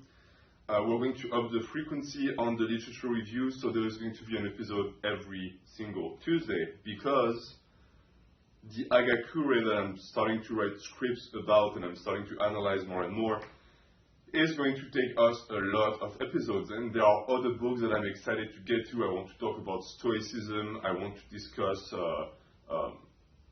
Nietzsche. There are many things I want to get to, and because I analyze the books in such details, it takes some time, right? So I don't want to have to wait 2022 to get to certain books, so it's going to be a weekly installment for the time being. So the last time in the Book of 5 Rings, we discussed injecting your spirit into things. We discussed crossing at a fold, all of those notions that Musashi shared with us. And now we're going to keep going, and we're still in the Fire book, we're still discussing strategies. So I am still skipping a lot of things that if you buy the book yourself and you write and you read, you will discover. I'm not spoiling them for you, but they are not relevant enough in terms of fitness and self-development for me to discuss here. So we're going to go straight into the next page, where Musashi starts by saying, "The voice is a thing of life. We shout against fires and so on, against the wind and the waves. The voice shows energy." There is something called a kiai in martial arts, where in certain sports it's more of a ceremonious way of announcing you're going to attack. In other sports it is codified as a shout, a primal shout that you use to expend your energy, for example in karate. And in other sports like MMA, for example, it's not really in the culture, but you see fighters doing it all the time. Well, they will shout to intimidate their opponents or to share their excitement. So it's something that people do even if they don't really practice it. And your voice, of course, expresses who you are. We tend to trust people based on their words, but we don't really realize that the way the words are being pronounced, the tone of the voice, how high or low the voice is, all of those things give us good indications about the state of mind of the person and whether or not we're going to actually put our trust in them. You can also tell if someone is scared based on their voice, if they're feeling confident or not, if they're lying to you. All of these things are carried by this thing that we call language, but more importantly by the platform of the language, which is your physical voice, right? It's the vibration of the air that produces the sounds that we codified into a language so that it carries meaning. We shout against fires and so on. We shout against the wind, against the waves. Why would you shout against those things? Those are elemental beings, right? It's fire. Why would it have an influence? Well, you could believe that you are projecting your energy towards something that is basically pure energy, right? Fire consumes things, uses their energy to produce heat, and then when there is no more energy to use, it disappears. Water is just a mass of matter moving around because of its energy. It's the same for the wind. We cannot see the wind, it doesn't mean it doesn't exist, and the wind can knock you down. It has an energy of its own. So you can think that the energy that your voice produces is going to have an impact on those things. But the most straightforward and down-to-earth understanding of this is you shout and you motivate yourself as you shout, and by doing this you reinforce yourself and your being so that you can fight these things. As far as fires go, I'm not sure if Musashi actually trained using certain types of fire methods, but I do know that it was, and it still is, quite common for people who live near the beach to go in the water and just fight the waves. If you live near a waterfall, you can go underneath the waterfall too. It strengthens the body and the mind, especially if the water is very cold. Against the wind, that would be more contextual, I guess, because you cannot always expect strong winds to train against. But if you've ever biked, the difference between having the wind in your back or in front of you is light and day. It feels like you're carrying a backpack with weights in it when the wind is blowing in your face and you're biking.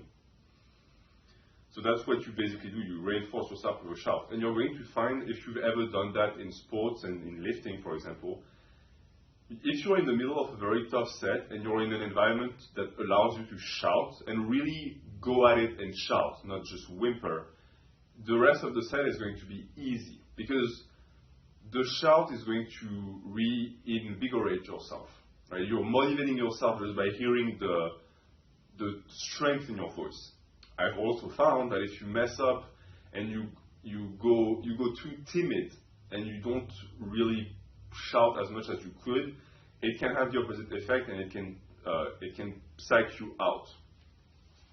He finishes by saying that the voice shows energy in life. Of course, if you have a presentation to do at your job or if you introduce yourself to people, if you're trying to make a good impression, your voice is going to carry your spirit. And as I said in the start of this paragraph, it's super important because as humans, you could argue that there's a biological aspect of that where men are going to respect guys with lower voices, and you could say that it's because it's a sign of high test. But there's also the fact that, culturally speaking, we develop certain capacities to understand people in social environments, and so we're really good at reading people and the sound of their voice.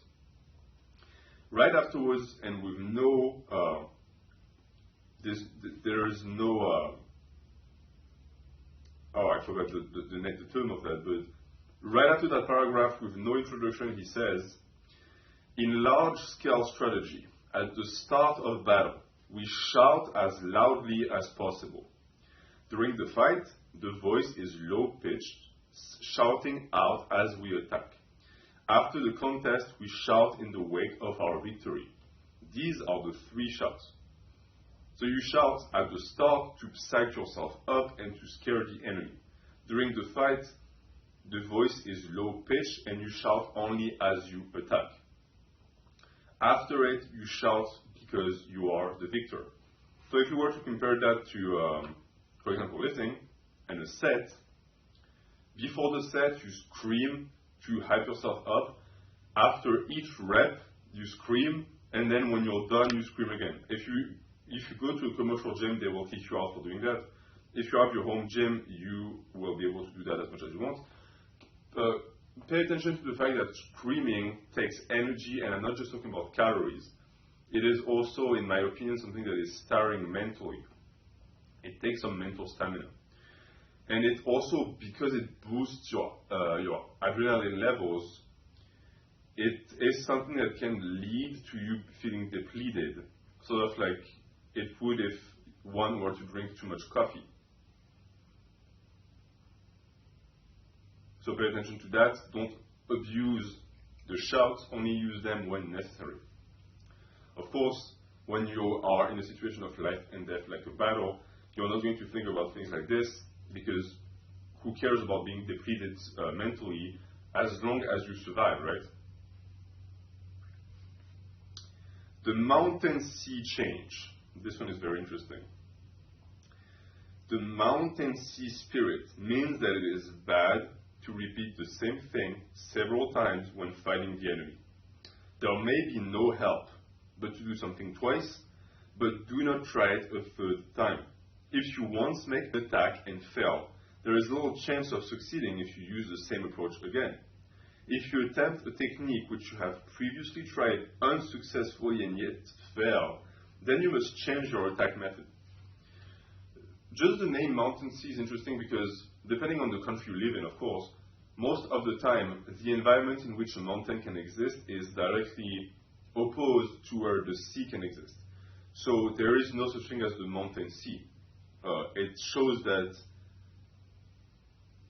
there is a discrepancy here. But depending on the culture you grew up in and the country you grew up in, certain countries like Japan, because it's an archipelago, they do have mountains very close to the sea.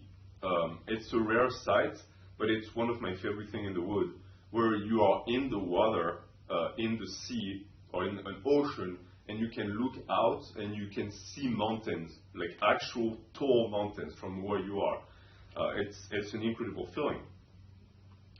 And the way to apply it to lifting, as long as the mountain sea spirit goes, is that most likely a method that leads to plateaus or who leads to injuries once is very likely to repeat itself. The chance that it was just a fluke is low.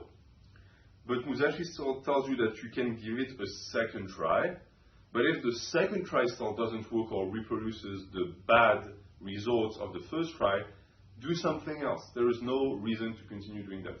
You can apply it to rep wrenches. If a rep wrench doesn't work, I know a lot of people are going to tell you that it's not the rep wrench, it's you, and they always like to put the blame on the lifter and not the lifting methods. I'm going to assume if you're on this channel that you are serious about lifting, that you understand recovery, and that in that case, most likely it's the methodology that you're applying that is failing you. Because there are so many variables when it comes to rep wrenches, volume, intensity, that chances are you just struck a certain percentage that just does not work, and where progress is not going to be actually produced. So you should change. You tried the mountain, now try the sea. And based on that name, also keep in mind, there's no such thing as one mountain and there's no such thing as one sea. Every sea is different. And even a given sea, depending on the time of the day, depending on the climate, is going to be a different sea. It's a completely different environment. For me, this shows that the mountain seas reality should be called the 1,000 mountains and the 1,000 seas. There's always a new thing to try. The issue with this would also to always try new things when things don't work, where you should try to apply yourself a little bit to not end up just being in constant rotations and making no progress. Which is why the advice of Musashi to actually try something twice before you give up is very good. I like this one a lot. Just the name is interesting, and the image that it invokes in your mind. Rat's head, ox's neck. Rat's head and ox's neck means that we must always think of the way of strategy as being both a rat's head and an ox's neck. Whenever we have become preoccupied with small details, we must suddenly change into a large spirit, interchanging large with small. So if you can picture in your head, what would a rat's head look on an ox's neck? It would look strange, and you would have the small detail first, and then you have that big neck. And it can become difficult to not lose sight of one or the other, because if you just pay attention to the head, then the neck just becomes a background that gets lost. And if you pay attention to the neck, the small head that is on the neck is now just a small detail. It's something that is repeated in the book always and always. The difference between small things and big things, the small picture and the big picture, there is no such thing. These things are created by your subjective biases. You can actively change your point of view so that something that is small becomes big and vice versa. I explained that in the past, but I think that the rat's head and the ox's neck give a very good idea of a metaphor you can picture in your head to make that clearer. So when you're preoccupied with the small detail, try and look at the small detail as part of the big picture so that you attain the large spirit and vice versa. Musashi says there are various kinds of spirit involved in letting go of the hilt. In the strategy called Let Go of the Hilt, there is the spirit of winning without a sword. There is also the spirit of holding the long sword but not winning. The various methods cannot be expressed in writing. You must train well. Very obscure, very cryptic again. What does that mean? What is to let go of the hilt? And what is winning without a sword? For me, it's the idea that just because you have a sword does not mean that the sword can become the tool of victory. And just because you don't have a sword doesn't mean that your body cannot now become the tool of victory. For us bodybuilders, it means to me that you need to let go of the potential accessories and outside things that you develop your body with, in the sense that just if they were not to exist, you would still retain the ability to move the body and to develop the body. And just because they exist does not mean that you have the ability to develop the body. Just because you have a squat rack and a bar doesn't mean that you now have the means to develop your legs. Just because you don't have a squat rack and a bar doesn't mean that you lose the ability to develop the legs. This development and the constant challenge and the constant quest towards size and just muscular and spiritual development is within you. Things outside of you can be used, but even if they're not there, the spirit is still in you. It's not in the things. And that is something that, on a broader term, can be applied to the idea of minimalism, which rejects the idea of materialism. The things you buy are not extensions of your spirit, but they can become it. And then after that, it's what people tell all the time, things that you own end up owning you. You lose sight of what it means to own things. You own things not because you need them, not because if they disappear, you wouldn't be whole anymore, but to make use of them. They are tools. And we're going to finish the chapter, I think. Another strategy or technique is called the body of a rock. When you have mastered the way of strategy, you can suddenly make your body like a rock, and 10,000 things cannot touch you. This is the body of a rock. You will not be moved. Oral tradition. Okay. Is it possible to turn your body into a rock? You could argue that bodybuilding, by reducing your body fat percentage and building muscle mass, which is just tougher to the touch, is going to make you more like a rock. Can you develop legs and a core so strong that nothing can move you? You can do it to a point where things that would knock most people out of balance wouldn't knock you, because you're going to be so heavy and so stable that you're going to be very tough to knock out of balance. We spoke about that in last episode too. The balance is also something that can be applied to the spirit. Your spirit has a balance. And it's my opinion that a strong body goes hand in hand with a strong mind. and vice versa. So if you achieve a body that has a strong balance, your spirit is going to be more balanced, and the opposite is also true. But here, Musashi says that you can suddenly make your body like a rock. So in terms of bodybuilding, it would be flexing. When you flex, your body suddenly becomes much harder. But how much harder does it actually become? You don't actually become a rock. And a rock is much heavier than you, and because of the way a rock is shaped, most people don't realize that. The reason why it's so tough to move a rock is because of the fact that a rock, by definition, is something that has a large base. Why? Because it's a piece of a mountain, basically. It's rock. But if the base was smaller than the top, the rock would just capsize until it ends up in a place where its center of gravity is where it's the toughest to move. So when the base is large, this is why moving a rock is tough. Most rocks are not as heavy as you think. They're just very cumbersome. But for us, we don't have the ability to do that. For a human, the best we could do is just to lay flat on the ground so that we have more surface area and we're very tough to move. But I don't really see the point of doing that. So that's why, in my opinion, what Musashi says here is more in a spiritual manner, that you can make yourself like a rock and 10,000 things cannot touch you. This is the body of a rock. Because as I said, Musashi sort of applies the same logic I have, which I got from him, to be honest, where the strength of the body and the spirit are correlated. And if you get sick, your spirit gets sick, and vice versa. So you can actually have an influence on both if you can master both. So with a very strong trained body comes a very strong trained mind that is going to be like a rock, and things cannot touch you. You will not be moved. You will not be moved is sort of like a mantra. It doesn't mean to be inflexible or intolerant, but it does mean that you get to decide if you move, and you also have the ability to not let yourself be influenced. Because when you say someone moved us, what it really means is they injected their emotions or the emotions they wanted us to feel into something. It can be a gorgeous piece of classical music that is moving you to tears. That's a good way to be moved.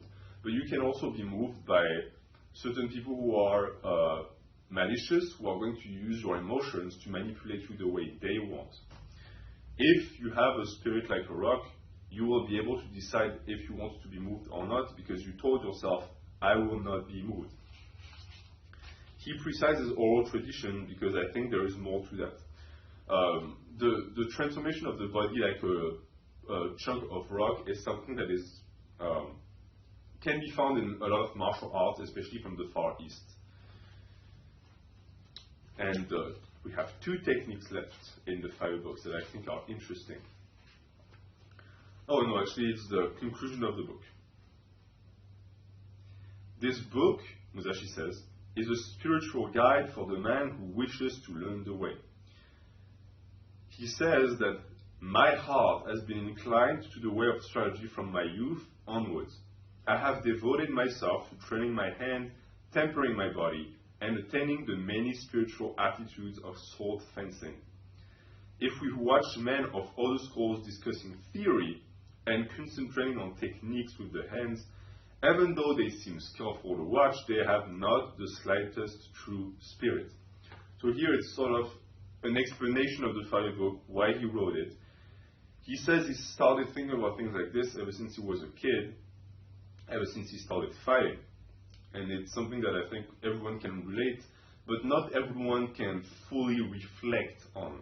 Because for me, for example, I've been lifting for 10 years. It took me a long time to finally try and conceptualize and intellectualize all of the concepts that I was applying every day in my training. And I think when Musashi talks about other schools who are very skillful but don't have the true spirit, he refers to people who do the opposite. People who, for the most part, got knowledge from someone else, but never really applied it. So they took the way, but in reverse. Instead of practicing, getting first-hand experience, and then letting that mature, and then sharing it with people, they started by having a mature spirit injected into them when they don't have the level to practice it yet. And that is going to be detrimental for your gains, and is going to be detrimental for your spirit. It can make one very smug and arrogant because you were gifted a spiritual gift that you're not able to handle right now. Of course, he says, men who study in this way think they are training the body and spirit, but it is an obstacle to the true way, and its bad influences remain forever. Thus, the true way of strategy is becoming decadent and dying out. He doesn't really explain the depth of what he's mentioning here, so I'm not going to say that, but I'm going to mention one thing he says here. He says that the influence of that misguided way is a bad influence forever. And I think it's a very smart way to apprehend life, because the influence of your first times are sometimes unshakable. Your childhood, the first experiences you've had with certain things are going to mold you, and for a lot of people, they will never be able to break from that, because they're always going to be attached to that first experience, and that first experience dictates the 99 other experiences that they have afterwards, which is why Musashi laments that so many young men are being misguided, because once they're misguided, you cannot get them back. You cannot save them from themselves. It is an idea that was developed also during the Cold War and the psychological warfare that the multiple countries involved played on each other. And a lot of the Soviets, for example, found that if you can manage to manipulate the mindset of very young kids or even young adults, once you have implanted in their mind your spirit and injected them with your beliefs, it's too late. No amount of proof, no amount of first-hand experience is going to convince them otherwise. They are contaminated. And for the most part, it's too late for them. So this is sort of that idea that it's sort of the conclusion on what he said about injecting your spirit. And for me, what I get from that is, you see the book being very vague. Musashi doesn't tell you, hey, this is how you think. He gives you keys of comprehension. For me, this is how you build a very strong mind that is your own and that is integrate to your body too. You discover it. This is why, for me, people should try what they want, and they should make the mistakes that they have to make. There is no point in studying 1,000 books to make no mistakes, because by doing that, you made the fatal mistake of what Musashi describes here, which is not putting the training at the center of your life and opening up yourself to bad influences, and missing the true way of strategy. And we're going to end here, because next week is the Book of the Wind, and this Book of the Wind is the very last book until the Book of the Void, which is my favorite one, which we should get to around part 10, and then we'll move to the Agakure. Thank you for watching. Have a good day.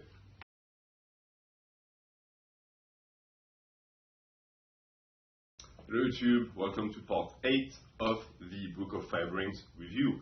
Once again, we're going to listen to the words of Musashi and try to understand them so that we can get some benefits in our lives and in our training. We're starting the Book of the Wind today. And Musashi opens the Book of the Wind by saying that in strategy, you must know the ways of other schools. So he has written about various other traditions of strategies in this Wind book. Without knowledge of the ways of other schools, it is difficult to understand the essence of your own school. Whether or not you have your own training style, in my opinion, it is also good to know the training styles of other people. For example, for me, even though I'm purely in it for the aesthetic component, and I only care about the way my body looks, I also find that I can learn a lot from sports that might deviate from that. For example, I watch a ton of strongman, I still follow powerlifting closely, I follow arm wrestling, sumo wrestling. All of these sports have very little to do with bodybuilding, but there are always components that I can relate to my practice. And it's also the case of having something to compare what you do with, so that you're not just stuck in your own head. You're not stuck in an echo chamber where the only thing that exists is your own way. This is the surest way to becoming dogmatic, and you want to avoid that. He continues, looking at other schools, we find that some that specialize in techniques, some schools study the way of the short sword, some study the way of the long sword, some schools teach dexterity, some teach swords technique, teaching attitudes of the sword as the surface and the way as the interior. That none of these are the true way I show clearly in this book. All the vices and virtues and rights and wrongs show that my school is different. Other schools make accomplishments their means of livelihood, growing flowers and decoratively coloring articles in order to sell them. This is definitely not the way of strategy. This is a little bit complicated. It doesn't have to be.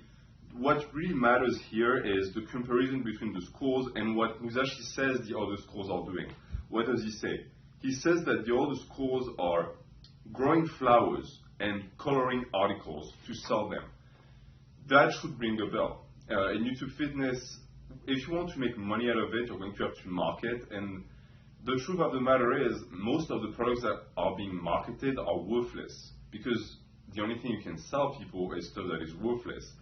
Selling hard work and consistency doesn't make any money, because those are not things that people want to follow. The only people that want to follow that won't buy it from you because they already have it. They don't need someone to make a program for them or explain to them how they should live their life. The only people who are susceptible to these marketing tacticals are, for the most part, beginners or people who don't want to work hard. And therefore, if you sell them an easy way out, they will get it, because they think that paying for coaching or for a program or for a diet is going to make the hard work less hard, in a sense, meaning that they think they can pay their way towards getting a good body, but that's not possible. That's what Musashi denounces here.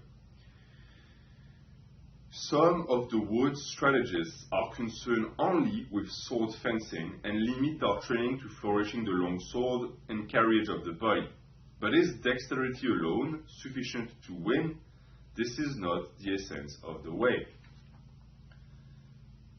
Many things could be said to be complementing the way the body moves. The most important one is, of course, the spirit, right? In some sense, if you have the ability to move the body, most likely you develop the spirit. But if you have a teacher that has the spirit but only teaches you how to move the body and doesn't insist on you strengthening your mind, then you might be at the end an unfinished product. You might have the technical skills, but the spiritual strength that should come with it, that you should have built through training, is nowhere to be found, and that's very detrimental. I have recorded the unsatisfactory point of other schools one by one in this book. You must study these matters deeply to appreciate the benefit of my Nito Ichi school. Interestingly enough, Musashi hasn't really done it. If you read the book, he never openly criticizes other schools. He never names the other schools, he never names the name of the masters, and he never explains their methods and what they're wrong. He just gives you his method, and he gives you a short example of a counter method that would be less beneficial. I really like this approach. I think that when you criticize someone, you should criticize ideas. Don't criticize names, don't criticize brands, just critique the idea. People who are smart will relate the idea to the person who's peddling them, but trying to get into these feuds ultimately just breeds drama, and it's not good for intellectual discussions. I expect there is a case for the school in question liking extra long swords as part of its doctrine. But if we compare this to real life, it is unreasonable. Surely, we need not necessarily be defeated if we are using a short sword and have no long sword. super important part of Musashi's discourse here, where he tells you, hey, I'm not saying using a long sword is wrong. I am saying that only using a long sword is wrong, and the mindset of thinking that wielding only a long sword is best is wrong. This is a perfect anti-dogmatic stance that Musashi is taking. He's not telling you, hey, follow my way. He's telling you, hey, my way is the best because I'm open. Whatever allows you to win, do it. Don't let yourself be stuck in a certain way just because someone told you to. Most of the time, when a doctrine, when teachings, when a certain discipline is stuck in its way and it only wants to do it that one way, it has nothing to do with it being the best way. It has everything to do with it being either tradition or a marketing scheme where the person who created that school of thought understands that it needs to keep you repeating the same things because this is the identity of the product they're trying to sell. You can recognize that in lifting as well. Certain lifting gurus who tell you to only do certain lifts and other lifts are worthless. Or they'll tell you that you need to do that rep range and that any other rep range is worthless. All of that is dogmatism and it is going to be unproductive. In this word, it is said 1 inch gives the end advantage. But these are the idle words of one who does not know strategy. It shows the inferior strategy of a weak spirit that men should be dependent on the length of their sword, fighting from a distance with the benefit of strategy. Again, I'm not a swordsman. Those metaphors, if you only look at them at face value, will be of little use. But if you think about it deeply, what he really means is thinking that you're going to be superior in battle just because you have more reach is stupid, because there are 1,000 other variables you're not taking into consideration. What if the person who you're fighting is faster than you and they enter within your reach and you can't slash them anymore? What if they have longer arms? They now have more reach than you with the same length of swords. All of these things should be considered. The metaphor here is the long sword is a dogmatic idea. And he says it so when he continues, and when I already discussed that, where he says that we need not lose if we are using a short sword. Meaning that what matters is not the way, it's not the movement you do, it's not the equipment you use, it's what you do with it. You can fight someone with a long sword, with a short sword. If you just throw it at them and land it in their heart, you win. Even though you didn't have the reach advantage. That's what he means by that. Do not be limited by the preconceived properties of an item or of things in life in general, because it only makes you less flexible. From olden times, it has been said, great and small go together. So do not unconditionally dislike extra long swords. What I dislike is the inclination towards the long swords. If we consider large-scale strategy, we can think of large forces in terms of long swords and small forces as short swords. Cannot few me give battle against many? There are many instances of few men overcoming many. He basically concludes and explains everything he said before. He doesn't like the short sword more than he likes the long sword, or vice versa. He's just saying they both have their place. And if you watch the previous installments, you also understand what he means by short, by big and small. It's the rat's head and the hawk's neck. It's the ability to shift your focus from the big picture to the small picture. An army of 10,000 men is made up of units of 10 men, which are commanded by units of 100 men, etc., etc. But the big picture is usually made up of small things. And if you're unable to understand that you're going to be unable to understand life in general. Because while the big picture is of course the most important, the fragments that make the big picture are just as much, because they are of equal importance. In my doctrine, I dislike preconceived narrow spirit. You must study this well. it's such an easy concept, right? But so few people actually manage to do that. And the reason why is because as humans, we need to have values, we need to have morals, we need to have things that we hold on because they make up our identity. And a lot of people think that if they change their mind, they're giving up who they are. And I agree to an extent, right? No one likes a flip-flopper. There are certain things in life that you should have a hard stance on because they define who you are. That being said, just because you believe strongly in one thing doesn't mean that your belief in it will not be nuanced with time. That is not coming back on your word, it's just adapting. And it's the same for everything you do. Approach things with an open spirit. It's going to give you much more options and an ability to embrace things coming your way that is much better because you're now fully balanced, right? This is the difference between someone who's standing tall with their feet together and someone who might be having a wider base with their feet apart.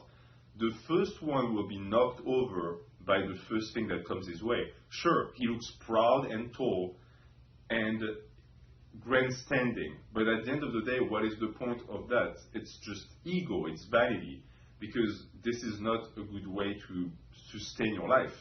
If you have balance, then you can actually modify your stance, you can see things coming, and you can always be one step ahead. And Musashi understands that perfectly, because he continues. If you are concerned with the strength of your sword, you will try to cut unreasonably strongly, and will not be able to cut at all. It is also bad to try to cut strongly when testing the sword. Whenever you cross swords with an enemy, you must not think of cutting him either strongly or weakly. Just think of cutting. Be intent solely upon killing the enemy. Do not try to cut strongly, and do not think of cutting weakly. You should only be concerned with killing. I relate that to lifting. A lot of people will tell you, oh, you have to lift as fast as possible. Some people will tell you, no, lift slow. Usually the first school of thought is for powerlifters, and the second school of thought is for bodybuilding. I say lift with, in your mind, the intent of actually finishing the lift. That's it.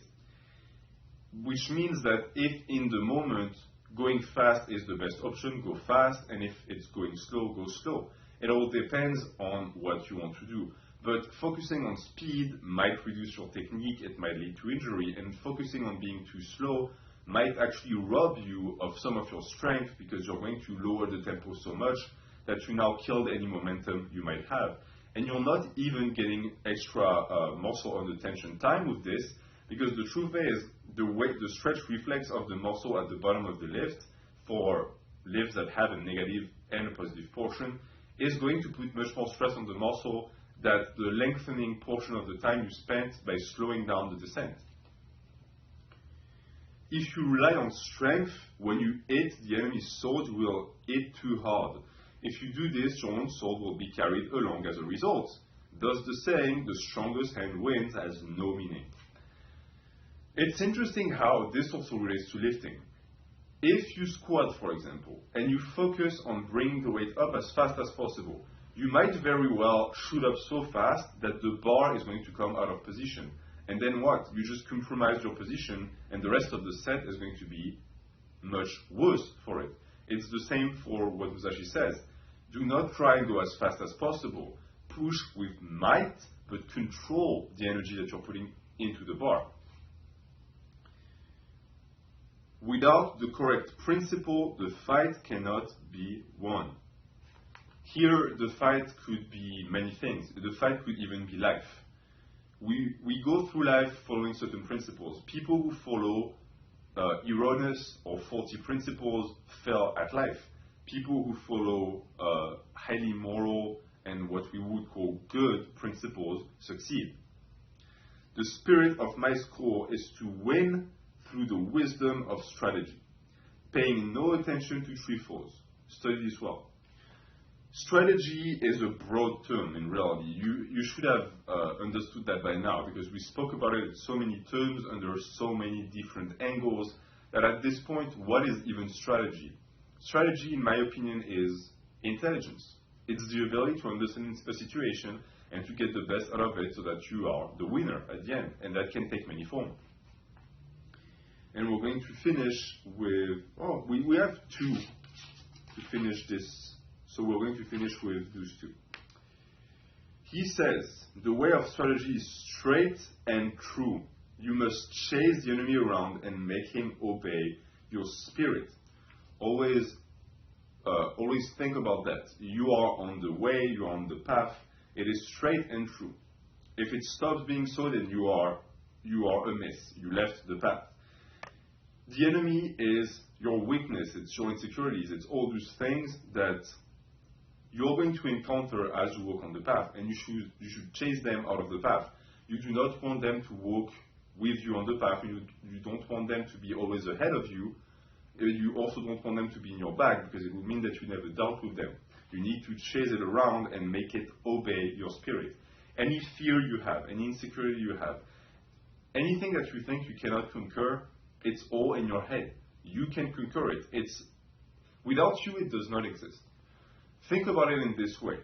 If you fear something and you ended up dying, that fear will disappear with you. Why? It's a parasite. It only exists because you exist, and you decided to give it birth. You are the parent of that feeling. So you can also, if you decide to, make it obey your will. You just have to be willing to do that, strong enough. And we'll finish off with Musashi saying, footballers do not fix their eyes on the ball, but by good play on the field, they can perform well. When you become accustomed to something, you are not limited to the use of your eyes. People such as master musicians have the music score in front of their nose, but this does not mean that they fix their eyes on those things specifically, or that they make pointless movements. It means that they can see naturally. This relates to Musashi's method of widening your field of vision. You can refer to, I think, part 5 if you want to hear more about that. But basically, you can see things without watching them intently. It's what he calls seeing naturally. If you watch high-level point guards in the NBA, for example, you'll see that they don't really look, like they don't fully turn their heads to look at the field. They see naturally. They know where everyone is, and if they look at someone, most likely it's a feint. It's to get the defense to focus on cutting the pass so they have an open course somewhere else. Everyone can achieve this on whatever you want to do, right? It's not as important in lifting, because in lifting nothing is in motion. There are no players in motion around you. But if you play sports, or if you do martial arts, or if you just want to have better situational awareness, you have to practice this. Don't look at things intently. Look at the broader picture and focus on your ability to see everything. Everything that is in your field of vision is under your control. You have to memorize that well, and you have to believe that within yourself. And that's going to be that for this review. We have still 2 pages to go on this Book of the Wind, but next week is going to be the last installment.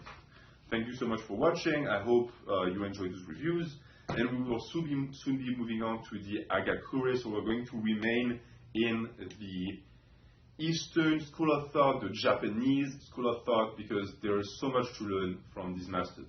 Thank you for watching. Have a good day.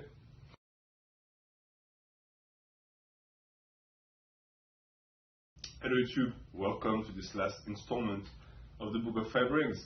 After this episode, we're going to have to say goodbye to Musashi, because we're going to move on to another scripture. But for now, we are going to dive deep in the last part of the Wind book, and then enter the Book of the Void, which is actually my favorite book out of the entire edition of this Book of Five Rings. And I think it's the one with the most meaning, which is a very interesting thing, because it's the smallest book. It's only 1 page. But as far as the Book of the Wind goes, we stopped at, I think, this part here, which was the last 2 pages.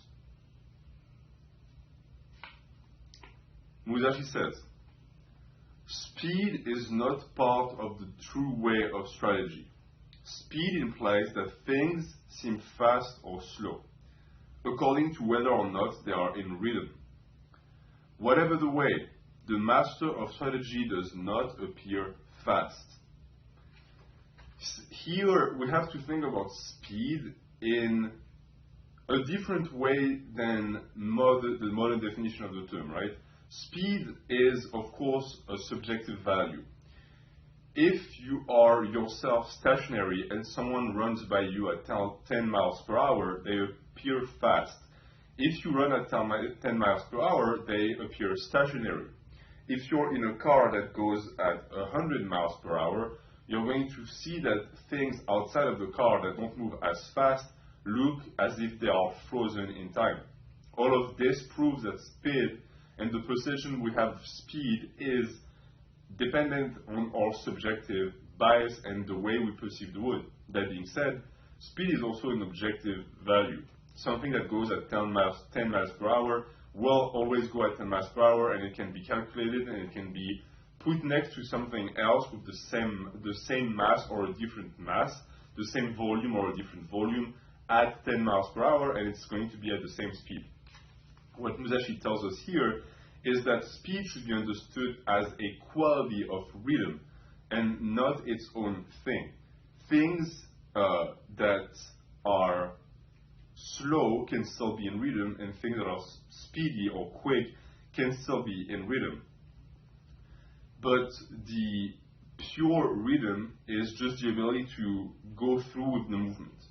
And if you go through with the movement and the movement is successful, then you are in rhythm. And Musashi is sort of telling us that whether you are fast or not doesn't really matter. That's why he says the master of strategy does not appear fast. It's tough to explain to people who haven't experienced it. Someone who's mastered something,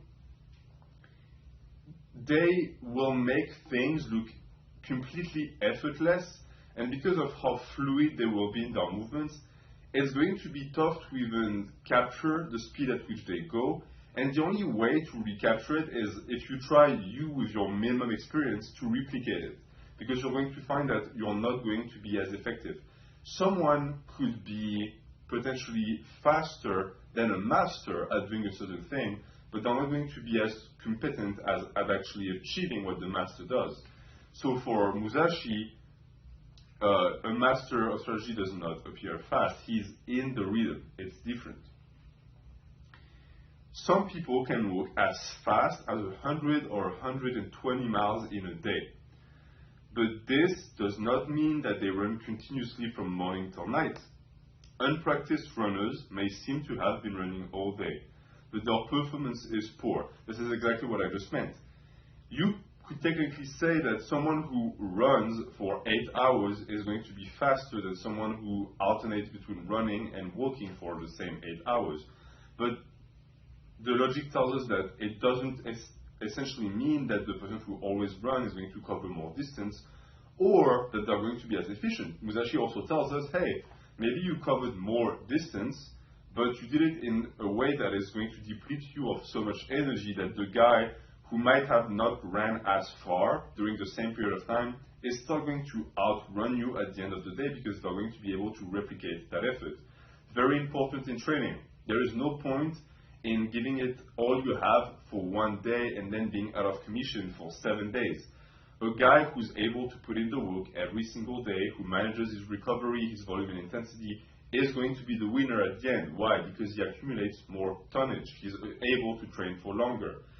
If you can only train once a week and you give it all you have, at the end of the day, you only train 4 times in the month. A guy who trains 4 times a week has trained a lot more than you have. Even if you think that you really gave it your all, if you compare tonnage and volume at the end of the day, objectively, you were beat. And that's what Musashi tells us here. And he also shares a message of sparing your effort. This is something that is related to at the animal kingdom.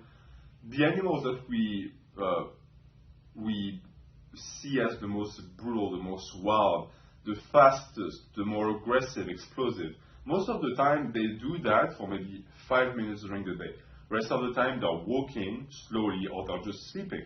They peak their battles, they peak their efforts. They're not always like that. And it's something that is tough to understand for people who are not training hard yet, or who are just witnesses of the fitness industry, for example, because the only thing you really see in highlights is people training hard. And I'm sort of guilty of that too. If you go on my channel, I'm only showing you my walking sets when I'm giving it 100%. So you might think, oh, he's doing that all the time. No, that's just a portion of my day. And even within my training, which is in itself a portion of my day, it's a small part. It's not the majority. Hard sets are the exception, not the norm. The warm-ups, as far as time is considered, make up for most of the training. And that's normal, that's fine. That's what Musashi is trying to tell us here. Of course, slowness is bad. Really skillful people never get out of time and are always deliberate and never appear busy. From this example, the principle can be seen. So, speed is bad. We've seen that in the last episode. Slowness is also bad. And in a sense, when he says that, when we go back to what he just said before, because slowness and speed are just variations of rhythm, what he's telling you basically is don't think about being slow or don't think about being fast. Don't think about slowing down on purpose to apply yourself more. Don't think about speeding yourself on purpose to be more productive. Just be. Be in your rhythm, and your rhythm is going to be the best speed at which you should be walking. It's neither slow or fast, it's just the rhythm. A guy who sprints a 100-meter dash is going to go much faster than a guy who wants to run 10K. Why? Because they have to adapt to different rhythms. Objectively speaking, the guy who runs the 100-meter dash is faster. But at the end of the day, if you were to try and apply that speed on 10K, he would lose to the guy who runs slower. So that's the subjective part of it. You need to apply yourself in the right moment for the goal you want to achieve. Skillful people never get out of time and are always deliberate, meaning that you need to be able to manage time effectively. Even outside of lifting, that's a very important skill to have in everyday life, because you're going to find that if you undershoot, you're going to spend too much time being underproductive, but if you overshoot, you're constantly going to have to get things off of your list, and it's also going to damage your ability to make long-term schedules for your goals.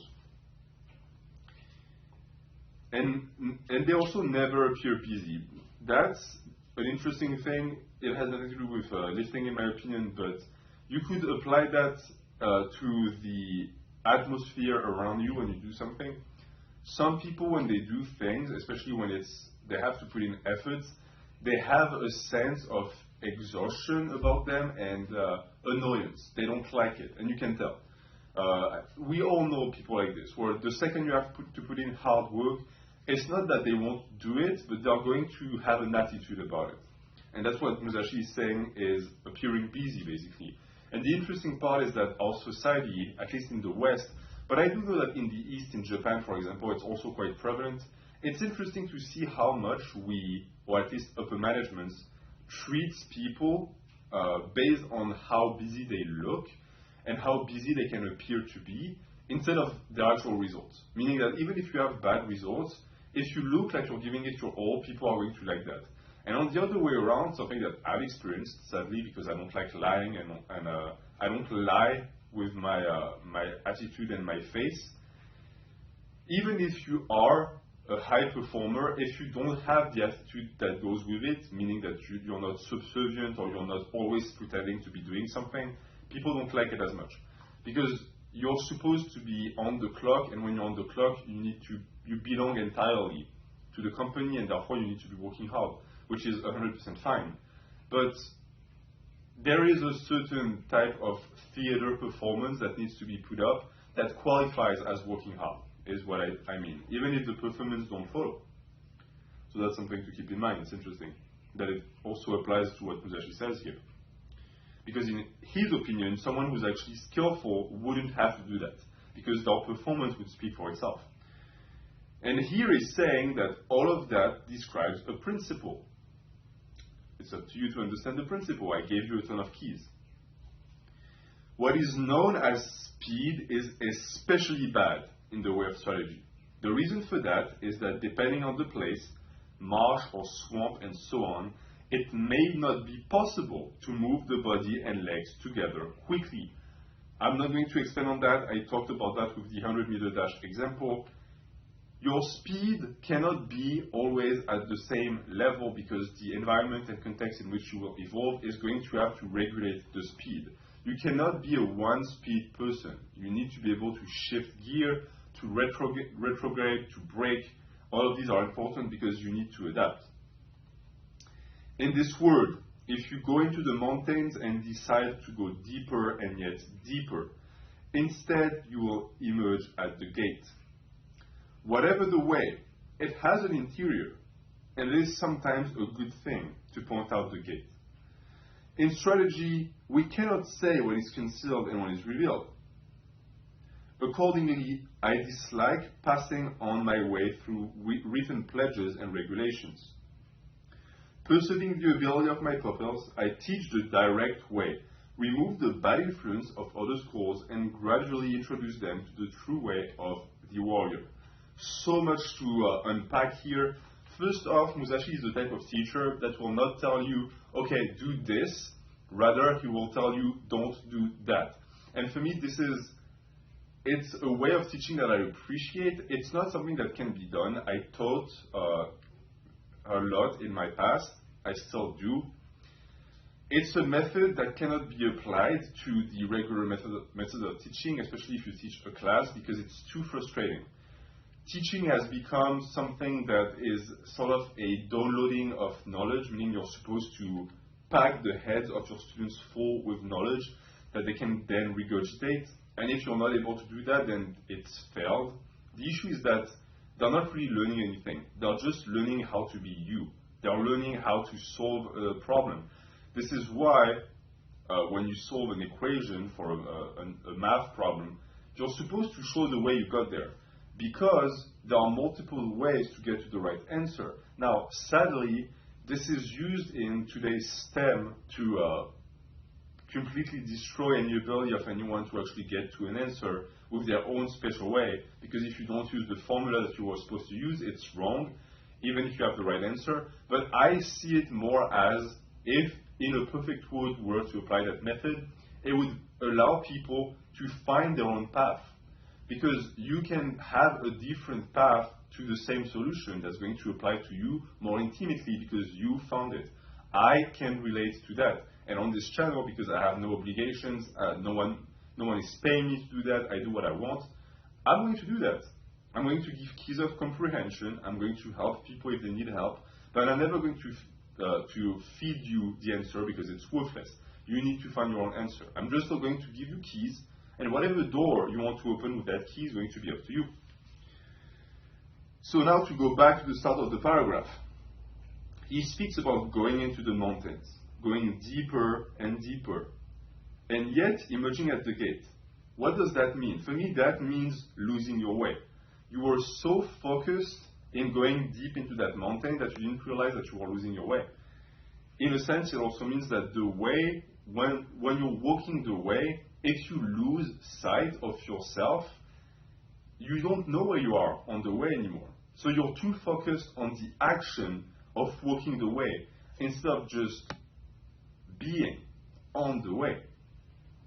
He says that the way has an interior, and that the gate, what he calls the gate, can be the beginning or the end. Here I'm going to assume it's the end.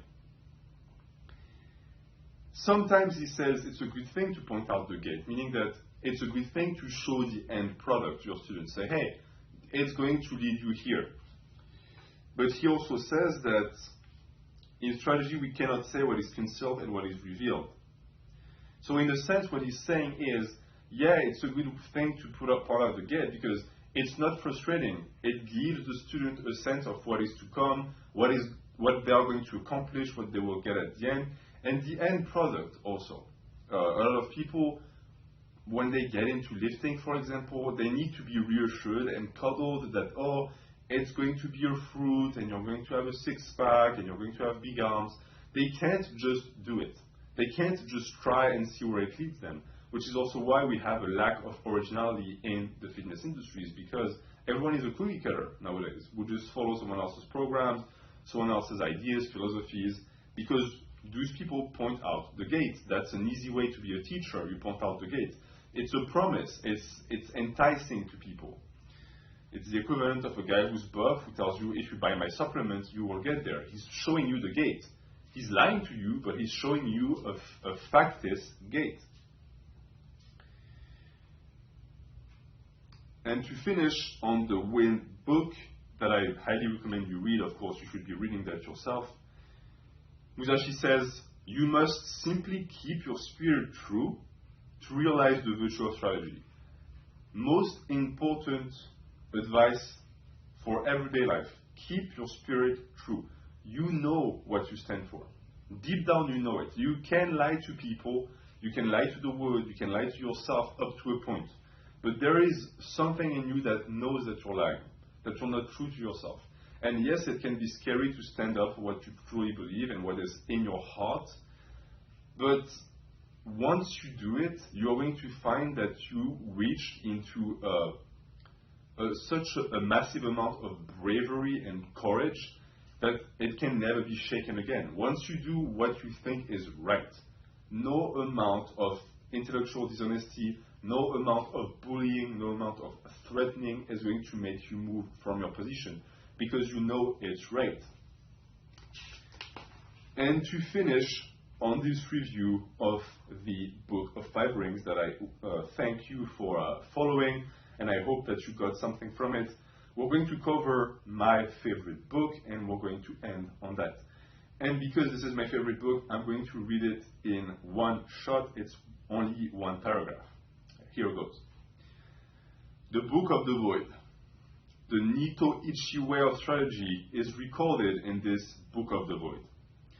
What is called the spirit of the void is where there is nothing. It is not included in man's knowledge. Of course, the void is nothingness. By knowing things that exist, you can know that which does not exist. That is the void. People in this world look at things mistakenly and think that what they do not understand must be the void. This is not the true void. It is bewilderment. In the way of strategy also, those who study as warriors think that whatever they cannot understand in their craft is the void. This is not the true void. To attain the way of strategy as a warrior, you must study fully other martial arts and not deviate even a little bit from the way of the warrior. With your spirit settled, accumulate practice day by day and hour by hour. Polish the twofold spirit, heart and mind, and sharpen the twofold gaze, perception and sight. When your spirit is not in the least clouded, when the clouds of bewilderment clear away, there is the true void. Until you realize the true way, whether in Buddhism or in common sense, you may think that things are correct and in order. However, if we look at things objectively, from the viewpoint of laws of the world, we see various doctrines departing from the true way. Know well this spirit, and with forthrightness as the foundation and the true spirit as the way. Enact strategy broadly, correctly, and openly. Then you will come to think of things in a wide sense, and taking the void as the way, you will see the way as void. In the void is virtue, and no evil. Wisdom has existence. Principle has existence. The way has existence. Spirit is nothingness. Written on the 12th day of the 5th month, 2nd year of Shoujo, Shinmen Musashi. I'm going to, even though I would like you to just take that in and make your own interpretation of this, I'm just going to encourage you to not think of this Book of the Void as nihilism. This is not what it is. This is deeper than that, and it's complicated and yet so simple. For me, the way I understand that is simply that by being the void, Musashi means that the way is everything. It exists in everything, and it can be everything. And in that sense, you might think to yourself, well, in that case, how come there is a fourth way? How come it's possible also to not understand what the void is and to be outside of the true void? All of this, from what I get, is something that only you can know. Meaning that, just as I said before, you will know if you're not on the way anymore. And reaching that is going to take the ability to sharpen your spirit so much that there is no doubt in your mind. That's when you're on the true way, when there is no doubt. In a sense, this is impossible because there's going to always, doubt is always going to remain. Doubt is necessary for human life. But the doubt that you have in everyday life can be still present without clouding the way. The way is going to be the broader picture and the small picture at once. It's going to be your life's direction. And in a sense, you might deviate from that. But once you've decided what you want in life, even if it fluctuates, making that decision that you're going to be on that way already puts you ahead of the game. And for me, that is the true way. And if it changes with life, then it changes with you. The way is not straightforward. It's subjective. If it goes left and you veer with it, then suddenly you're on the right path again. You're on the straight way. And this is the spirit of this book. It's the spirit of a man who accomplished spiritual awakening, the mastery of his physical body, and who understands also that he will not be able to do that for you. That no one can do that for you. That anyone who thinks that they can bring other people to enlightenment are usually lying for profit or to feed their ego. No one can do that for you. But there are keys that can be given because as you walk towards that, as a human, as a man or as a woman, you pick up those keys and they open certain doors for you. And you find that you can also lend those keys to other people.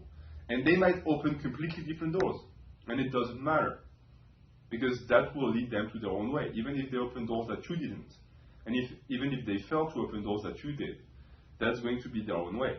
And it's your honesty and your spirit as a human that is going to keep you on that way. And on this channel, of course, I preach the way of lifting, I preach the way of physical mastery, but above that, as a bodybuilder, I'm going to preach the physical activities that make you happy. Even if you don't relate to what I'm doing, my pursuit, I'm sure that you have your own pursuit, and I'm sure that we can agree on that. So I'm going to end here. Thank you so much again for following this review.